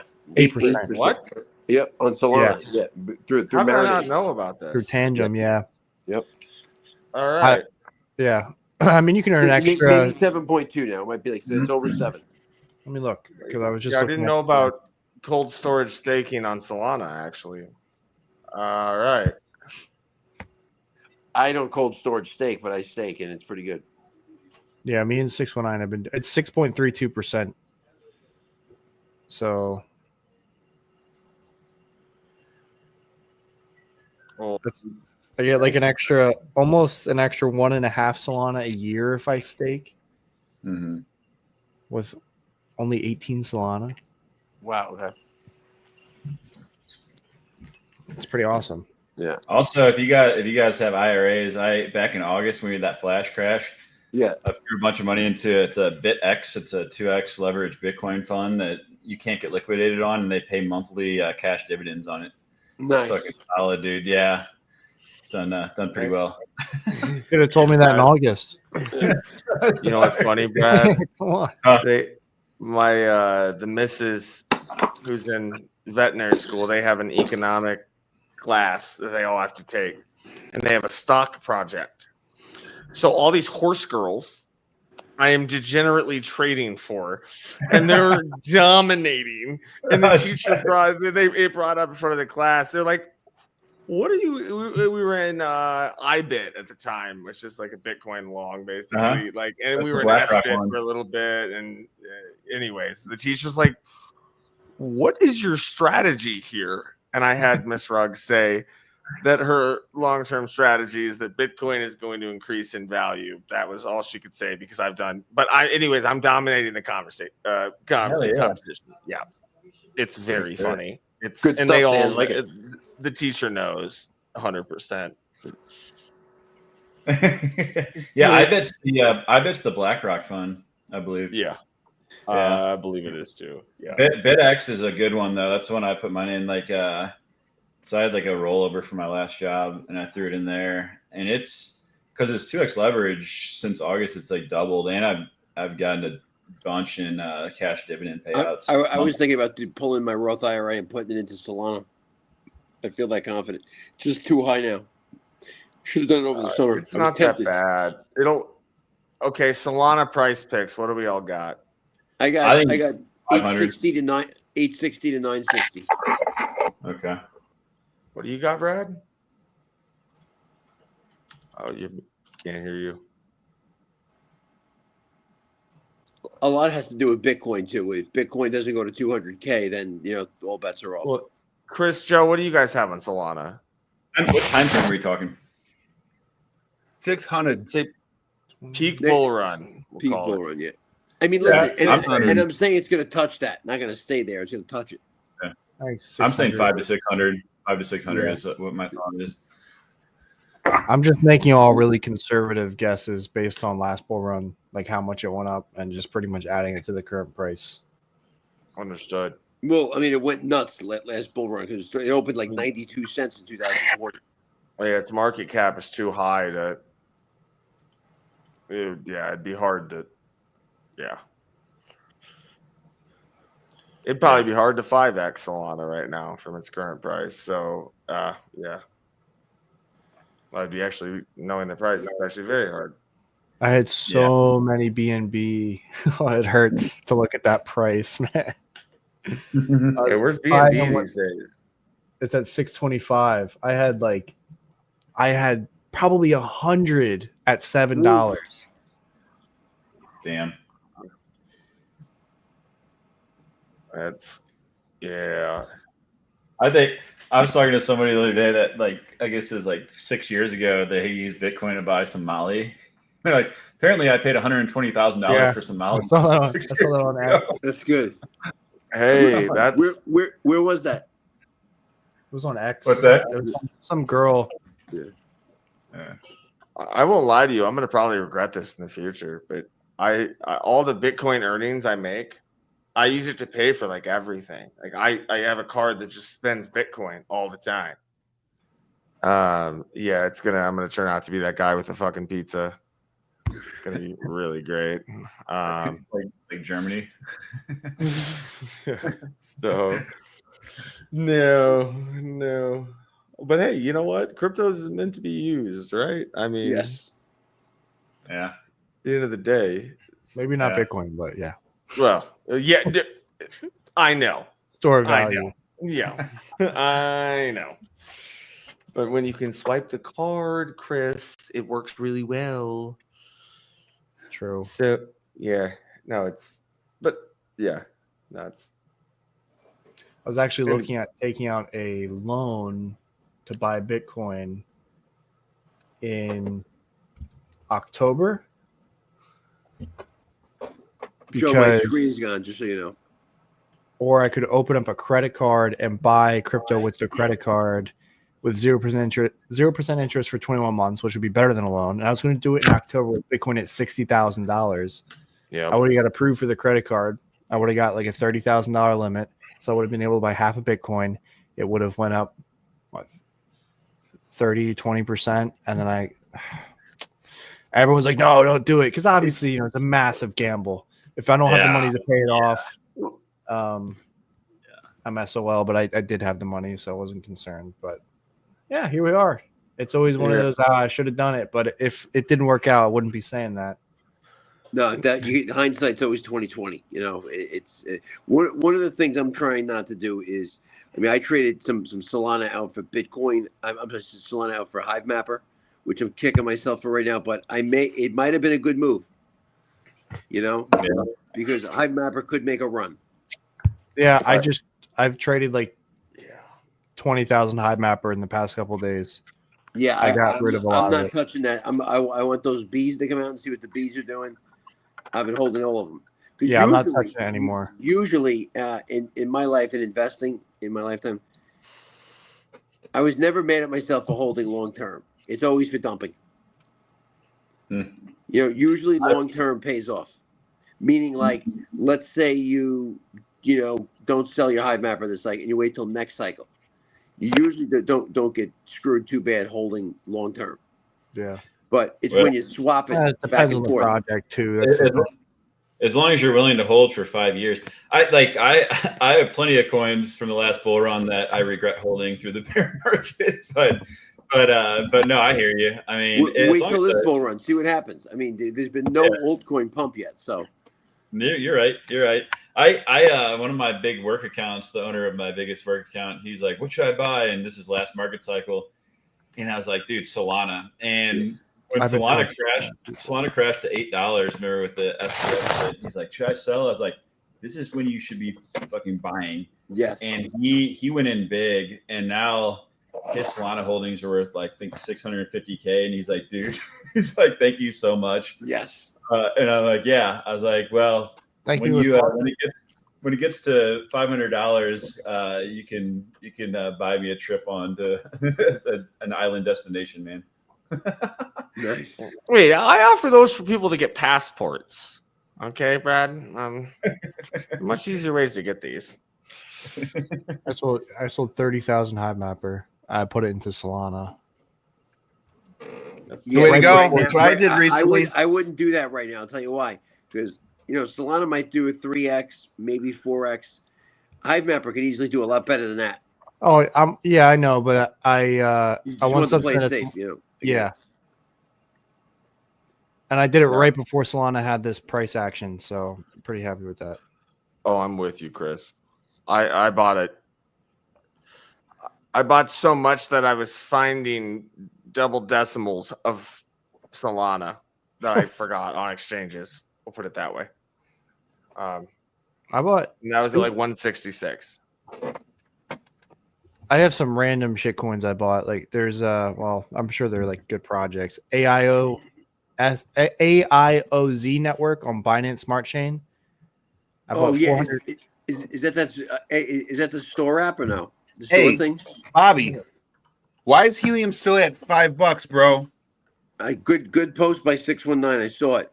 619 hates helium with a passion, and I guess they understand it because he went and decided to spend thousands of dollars on off-grid setups, courtesy of Nick Hawks and his videos, and no one from Helium ever said to do that. They never encourage people to go out and put these in the middle of the desert with a 4G cellular connection, and what's the other crap? Solar setup. That's crazy. 619 OT. It says again, Butter's lying. He's calling you Butter. Disputing that claim. But yeah, no one ever said to go do that, and I understand he spent a lot of money, and he feels Helium screwed him. But you know what? Let's give Helium the benefit of the doubt with the one token, because I'm pissed about it. But let's see what happens, and let's see if the big money does pour in, because let's face it, they're a lot further. And Joe and maybe Dan, you guys can answer this. They're in a much better position now than they were in 2021. Yeah, for sure. Who agrees with that? Yeah, I think I told you a year ago what to do. Yep. Yes. IoT space. They've killed the IoT. They killed the IoT. I wouldn't say they killed it. They're putting their money where there's action. Yeah. And that could help keep the IoT space alive until something happens in the IoT space. Yeah.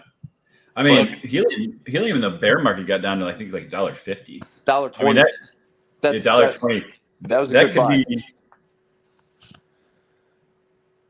I thought it might have been done for. Yeah, that could potentially be looked back at though as like the biggest no brainer at $1.20. Yes. Happens, but we'll see. And you could. Same with Solana, $8. Things were scary though. I'll say that. We were still doing Genesis. Yeah. We had no data moving on the network. We had no phone plans. And Helium has delivered on a lot of these promises. Yeah. I don't know. And with the fallout from FTX, I mean, there is a lot of fear in the market. So, no doubt about it. And you know what? We'll probably see another one similar to FTX. There's going to be something. There's going to be some event, right? I mean, it happens. Wait, I don't know. Who do you think it'll be? Come on, let's gamble on that. What do you got? I got one Solana. What do you got? Down to gamble one Solana? I don't gamble with my crypto. I feel like I'm already gambling buying it. Yeah. No, I want to know who everyone thinks, just so I can make my money. We had someone predict that it would be Binance, and it would also be Tether would depeg, and XRP would also take a dump. Oh, Russ is back. Welcome back, Russ. Nice. How was dinner? Good. I like that sport coat, Russ. He just dips out and then he comes back. He's like, "Hey, I'm back." Yeah. Just do we're gonna quick. I don't know. It looks like you put on some lipstick though while you're away. Yeah, it's actually. Oh yeah, there's some barbecue sauce on there. All right. Barbecue sauce. Nice. That sounds like a nice dinner. Barbecue. Yeah. Okay. I wonder. Look how happy he looks. Here. I'm just catching up here. Yeah. 619 OTA. Yeah. I mean, IoT was hot back in the day. No, it's if it's not Wi-Fi, it's not hot anymore, and for quite a few of these. But let's see here. I was going to say about holding tokens. I wouldn't necessarily agree with that. Look at people who are still holding Pollen, people holding Rebel-Fi, people holding. Oh yeah, no, there's plenty of projects where that didn't work out. Direct at you. The network was saturated. Only thing to do is expand the network. How else you build the network? Off grids were earning a lot. You just mad because I actually did work, unlike your lazy ass. Listen, my IoT miners are still earning pretty well. They're making over $2 a day. My top miners. I'm pretty happy with that. That's just a big risk, and I considered it. But I said, you know what? I'm not going to go put something on some mountaintop somewhere, and then it goes offline. I got to drive up there and fix it. It's too much work. It's a pain, and you know what? It's a very expensive endeavor. No doubt. I was going to say, if you're going to get mad at somebody for putting up setups, how about the people who spent thousands putting up CBRS radios, putting up on 1,000-foot towers? Definitely, and you know what? I'll say Helium was very generous paying those people out in tokens, and they're still paying them. $2. Wow, good job. I wish Helium would update their calculator to be a little more accurate. But and that there was a clear warning that now that it's under vote that all rewards would end. You got to be transparent about this, otherwise you're just going to get flooded with chargebacks. What are we talking about here? I'm confused, Russ. Well, if the network's being sunset, why are those miners still being CBRS? sold? Boris spoke about it in working group. Both Okay, you're going to be able to get a free Wi-Fi unit for each radio you have, 430. Doesn't that radio have to be active? You had to pay SAS fees, or without SAS fees? It only had to be active. It only had to earn once between July 1st and November 15th. You only had to earn once. July 15th of this year or last year? Yeah, of this past year. So if you paid one SAS fee, you're good. Gotcha. And that's outdoors, I imagine, or the indoors? Indoors going to get indoor, outdoor, gets a choice of an indoor, outdoor, and the 436 will get 2. Well, I would never ever pick the indoor, but the outdoor is okay. Yeah. Friends of mine with the indoor are earning tons of money. I know one guy earning $10K a month. Which is I have 6 Wayrus in my room right now. You do. I heard those are earning pretty well, huh? Yeah. Living the good life. Ubiquity to do that. Who has a promo code for me? Chris does. Yeah, I saw that. I saw him look the other way. He knows. I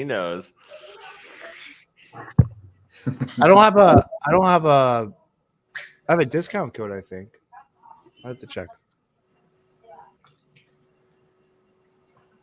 So I think Helium's doing a solid, Russ, by you don't have to send the radio back. You can keep it, and you get a free new unit. That's pretty nice.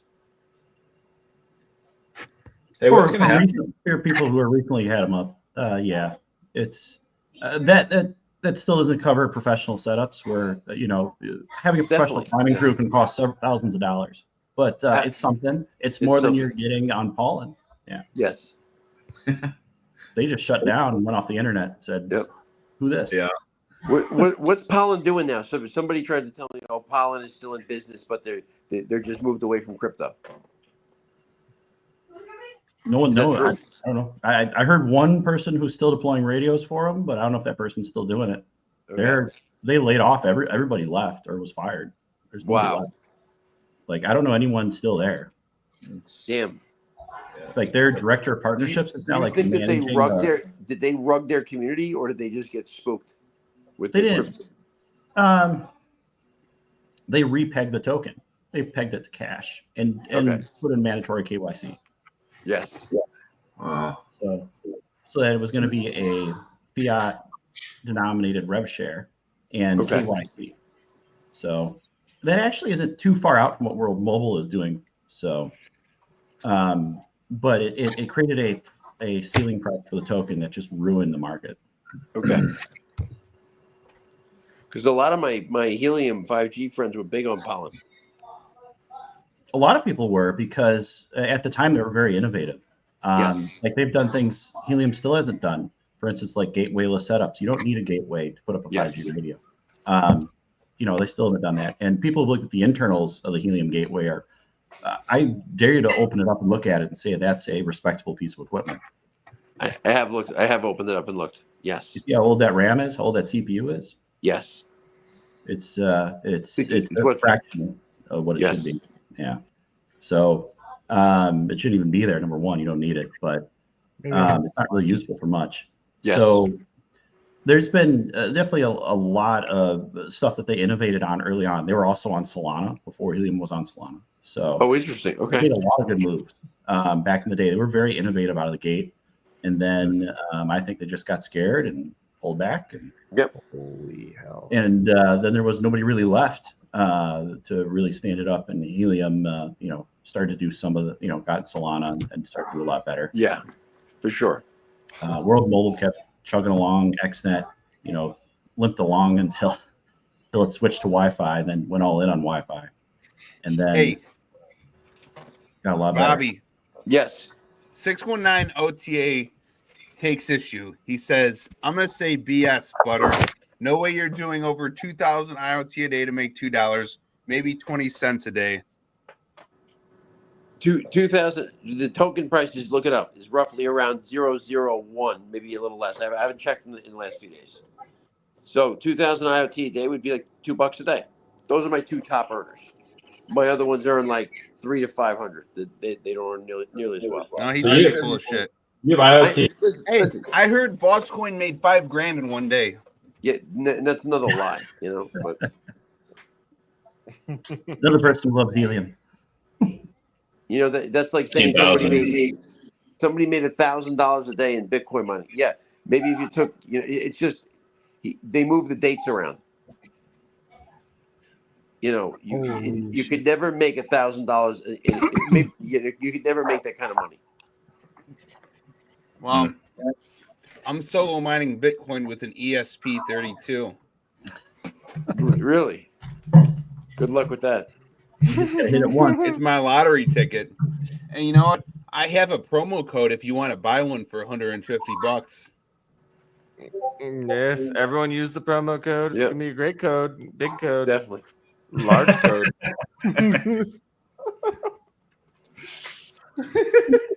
I saw you, Brad. Yes, it's gonna be.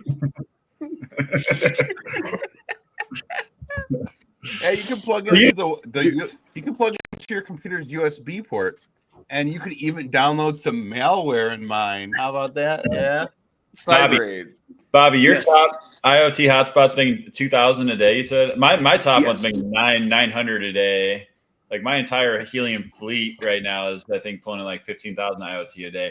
So with the change, are we going to start mining HNT again? Yes. I love that. I would imagine that rewards will drop, but they're saying they're going to go up. But I never trust them. Every time they make a change or a new hip, my rewards usually drop.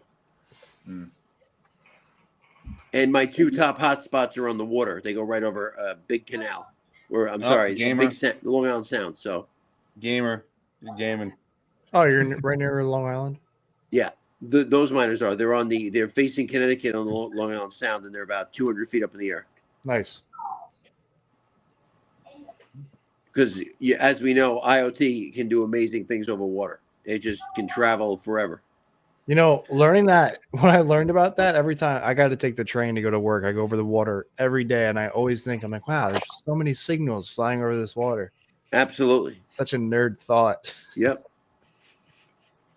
Look, 619, he's the only person that's big on Hive Mapper. He swears it's the greatest project ever, and he goes in there and fight, with his shield and his battle axe, fights everybody in the community. Me and 619 OTA have been dumping our money into meme coins. Hey, Chris, show us your cat. He's right there. He gets scared. On the floor? Yeah. Yeah. Joe, you got a couple of cats, right? You get scared. Yeah, I was showing them earlier on stream. Yeah, very cool looking cats. They're not as cool as DY cats. If you guys ever heard of those? You should see Morty. I have a Sphinx. It's very problematic. Oh, we got a chart. Yeah. Oh. That's a green chart. It's going straight up. What are we gambling on? Give me the insider information. All right, gentlemen, I'm going to sign off for the night. It was great talking to you guys. Have a good night. So much fun. All right. Have a good night, guys. Hope to see you again soon. Thanks for having me. Hey, Bobby. Bye-bye. Yeah, Russ, it looks like you had a wild makeout session with your wife while you were gone, bro. Yeah. I mean, it's step away. It's a lot. No comment. Oh my god, it's like 2 cents. I just made like $200 in the past 5 minutes. Where are you trading at? Just in Phantom. Oh yeah. Can we trade on Mexi? Well, I just go. I can't really share my screen, but like I go in Phantom. There's this little thing where you can see like all the. It's like an Explorer, I guess, and then you click tokens in the top, and then there's just a bunch of tokens you can go through. They show the top 100, like all the DePINs, and this is different than like Deck Screener because Deck Screener you can boost and pay for placement and everything. Yeah. And then, so this is just like the ranking in the past 24 hours. I set it to the last hour, which is up here. And then I just go and I kind of look, try to find one that has like, it was launched within the past, well, probably launched within the day and has like the stats. Like I'll click on a random one, like the flashy one that goes crazy. It tells you the top 10 holders. So if it's under, like this one's 11.57%. So if it's under like 30 to 25%, you have a good chance of making. What app are you using for that? It's just Phantom. Chris, you should join the DGen Gambling Commission. We'll call it. I can make a whole video on this, but the whole thing is like it's pretty much financial advice, and I don't want to. No, we don't want to tell people what we're doing. Yeah. Well, I made a shitload of money on 1,000 rats. It's like a coin, 1,000 rat. I made like it was like a 6x on Joe Rogan's dog today. Oh my god, I saw a post about that. That's the name of the coin. Horrible that you made money. I hate you. I'm so jealous. I'm just so jealous. I didn't invest. There's a bunch of them. Dude, I'm the dip water that leaves money on exchanges just for questionable trading activities. It really exploded with Peanut the squirrel. Oh my god, I traded that last night. The first meme coin, and it took off. Yeah, that was our gambling last night. By the way, we gambled on Peanut. We played $10 buy-ins. Started at 66x leverage, went up to 100x leverage, and just had a really fun time. I'm gonna show you guys. Needless to say, I lost money. You saw that wallet that went from 17 to 3 million in the week on Peanut, right? What? $17 to 3 million, yeah. Freaking nuts. Anything that any meme coin that gets listed on Binance like that has been going absolutely like parabolic. You know what the cost of that is, right? You can do it with anything.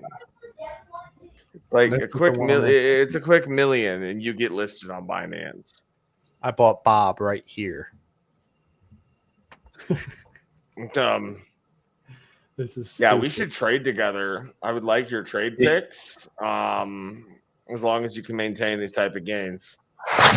And this is why the DePIN project's market caps haven't gone up yet. Yeah, I know. Because look at how much money just poured in. So watch, because right now it's 227,000. I guarantee it's going to hit 300,000 in the next like 5 minutes. You should sell. Just so you know, I would sell. Well, you have paper hands, Dan. No. Yeah. No, I'm just really good at making money. That's my whole thing. Make money. I realize the gains.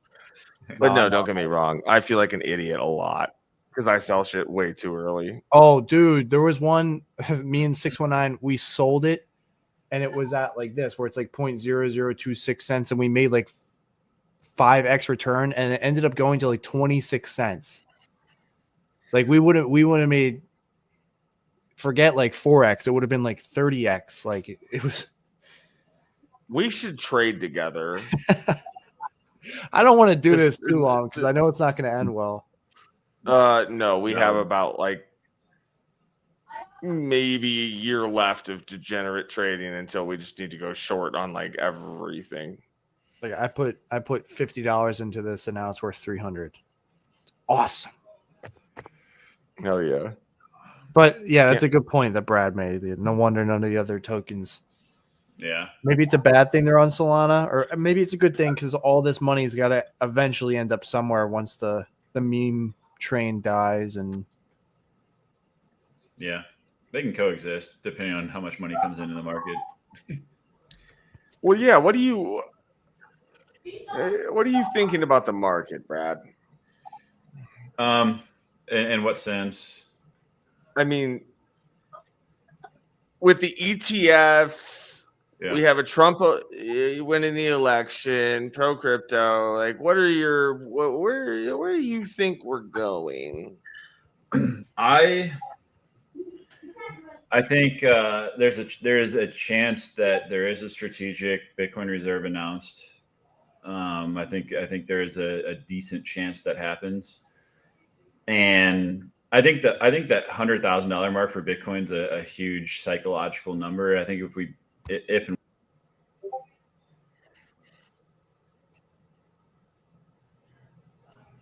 Can't hear you. Unless I'm going sucking here. No, you just stopped talking for something. Probably got a text. Or now he's muted. I don't know. For whatever reason, Streamer right now is like my mic's not registering. It's like using my iPhone from a mic. I can't. It won't change. I don't know what the hell the deal is. Anyway, so I think I think 100,000 is a big psychological number. I think when we break that, we're going to see we could see retail come in a big way. The other question I have though is how much retail can come in, because I think there's a lot of people right now that are like broke as shit, dude. Like there are a lot of people that credit card debt's super high right now. There's a lot of people living paycheck to paycheck. So my question is like versus like COVID, the last market cycle, a lot of people are sitting on a lot of extra cash. So I think a lot of what we've seen so far I think there has been institutional buying that we don't know about yet. I think we have the ETFs, obviously. But I do believe we are going to have a big run up. I think it could be a shortened bull run though, compared to prior market cycles. I'm not expecting this thing's going to run through 2025 like the last market cycle did. I think spring could be, I think we could have an early in. So I plan on being a little bit more diligent about taking a cash position a little earlier than the last market cycle. But I also think that DePIN, because of the utility behind it, I think if it starts getting a lot of attention, which you see on Twitter, it's starting to get more and more recognition.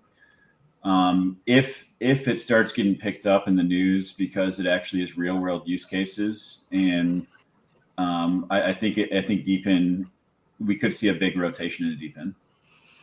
I really do believe so. We'll see what happens, but that's kind of what I'm thinking is gonna take place. And I think we're probably about 4 to 6 weeks out from the altcoin starting to run. But that's kind of how I'm planning to play it. Like I have my DePIN projects that I have a lot of conviction in. I had certain allocations that I wanted to hit in each one, and I hit those goals. Like my bags are pretty much back to where I want them to be. And now I'm kind of like, okay, let's wait for the next part of the market cycle to hit. I'm kind of with you, to be honest, on that. That all checks out from my side. I mean, slight differentialities, but basically the same. Gentlemen, are you ready to call it a night soon? One more thing. I just want to show you 619's trade here. One more. He sent that to me. I just seen it. Let me share. Oh, seizure. Having, which has never happened before. So we have to remember we did kind of have a last spring, which is different from last market cycles. Nice. That's insane, dude.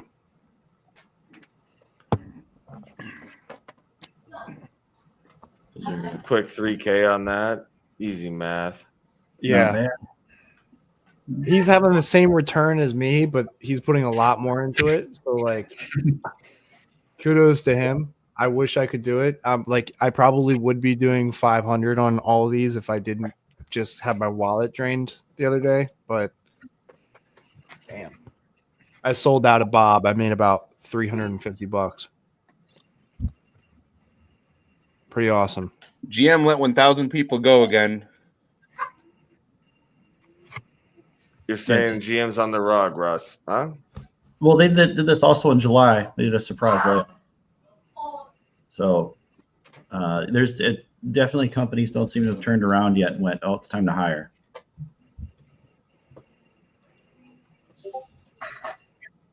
Understood. The only other token I'd mention is I'm still bullish on Threefold on their Solana migration. Really? Oh yeah, let's go. I've got 5 Threefold miners that have been mining for like the last 3 years. You and me, well, I got a little more than 5, but yeah. What's your miner number? I'd have to look.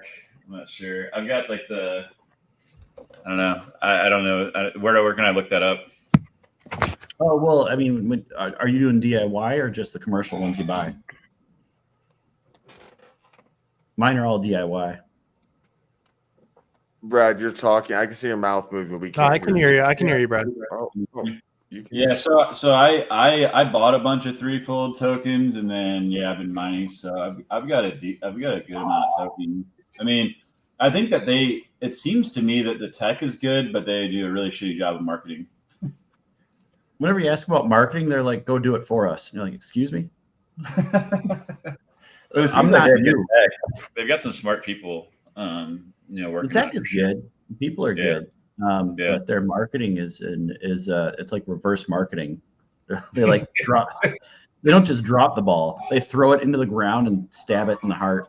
It's like, you guys you can't market this any worse. I got a soft spot for them too, but I've got hope that with their liquidity, kind of plans and partnerships and demand, they won't just be talking about parties in Zanzibar. They'll actually be doing real utility. And hopefully it memes a little bit, but it's definitely been punished. And right now, out of nowhere, Stellar's been running. I think due to relation to one of Trump's picks. It ran up to like 20 cents. Now I think it's back down to like 18, 17. Huh. So that came out of nowhere. I didn't think Stellar had any life left in it. Yeah. I mean, it's a if you use it, it's super cheap. It's fast to transact on. I mean, I don't know. And the Threefold token had like a random pump. Like I think it was like 9 months ago, like out of nowhere one day. Yeah, it did. I love that pump. Yeah. Let's do it again. I would love it. I didn't know they migrated to Solana. That's interesting. It hasn't started yet. They're waiting for a partnership deals to be announced. But me and a couple other the miners have been kind of saying, "Hey, when update? You said Q4. It's Q4. It's about to be Q1 of next year. Let's go." Yeah. But I'm still bullish on them. I still believe in the tech. They got to fix marketing, but they hired a bunch of consultants. I don't know if you saw that, from a variety of areas, including the consultants. So I hope that gets them on the right path, so they get some good attention. But that's it. That's my plug. Everybody gets to pump their bags. Yeah, going back to the GeoNet Wingbits, like I think them collaborating and having a dual mining miner is interesting too. I mean, Mike behind GeoNet's obviously super smart. They've got a lot of usage on the network. It's fully deflationary tokenomics. Like I think GeoNet could do well. They don't have any major centralized exchange listings at this point. Like I'd like to see that happen. Wingbits is launching their token, I think, in January is when they expect to launch, by the end of January. So that's we'll see where those go. I hope that Coinbase gets their shit together with these coin listings, because they say that they will launch any token for free, and then they found out, like, people are posting on X. I don't know if you guys saw that whole thing with Flux, and like they filled out all the paperwork. They're still not listing them. I don't know what's going on. Like, is there lobbying or something? Is someone telling which them? Which exchange are you referring to? Coinbase. Like, these exchanges are purposely withholding seriously like useful projects and instead posting Pepe coin. Like, come on. We can have Chris, if you want to have a private call. All right. We could talk tomorrow. I can tell you a little bit more. The easiest one to get listed on from the conversation I've had is crypto.com. Is the one that's the easiest one to get listed on, especially if you're like your own layer one. Yeah. Arweave is an example of that, right? Arweave is listed on crypto.com. It's not on Coinbase. Crypto.com is a great tier 2. I'll say that. But yes. No, if you guys want to have exchange talks, we have to have it privately. But actually, I can give you all the numbers and what they require and what they're. If you'd like to do that, we can do that. Let's launch a token together. And yeah, no, I have most of these guys' private numbers, by the way, too. So they'll come on, talk to you guys. 619 OTA, thank you for the super chat. You can DM super chats. That's a thing. Oh, he sent it to my wallet. Oh, nice. I strictly send real bro. super chats to DePIN Connection. Network Bits is too famous. But all right, lads. Miss Ruggs is texting me. All right. Wondering where the hell I'm at. Nice seeing you all again. Right, it's been fun, guys. See you all, boys. See you. Chris, you guys want to talk exchange? Thanks, everyone. Much like that. Just we'll talk. Yeah. All right. It's been a great night. Appreciate you all. I think we're gonna wrap up the stream now because I got work tomorrow. It's getting late. Cheers, bro. You and me both, man. All right. Thanks, everyone. Have a good night.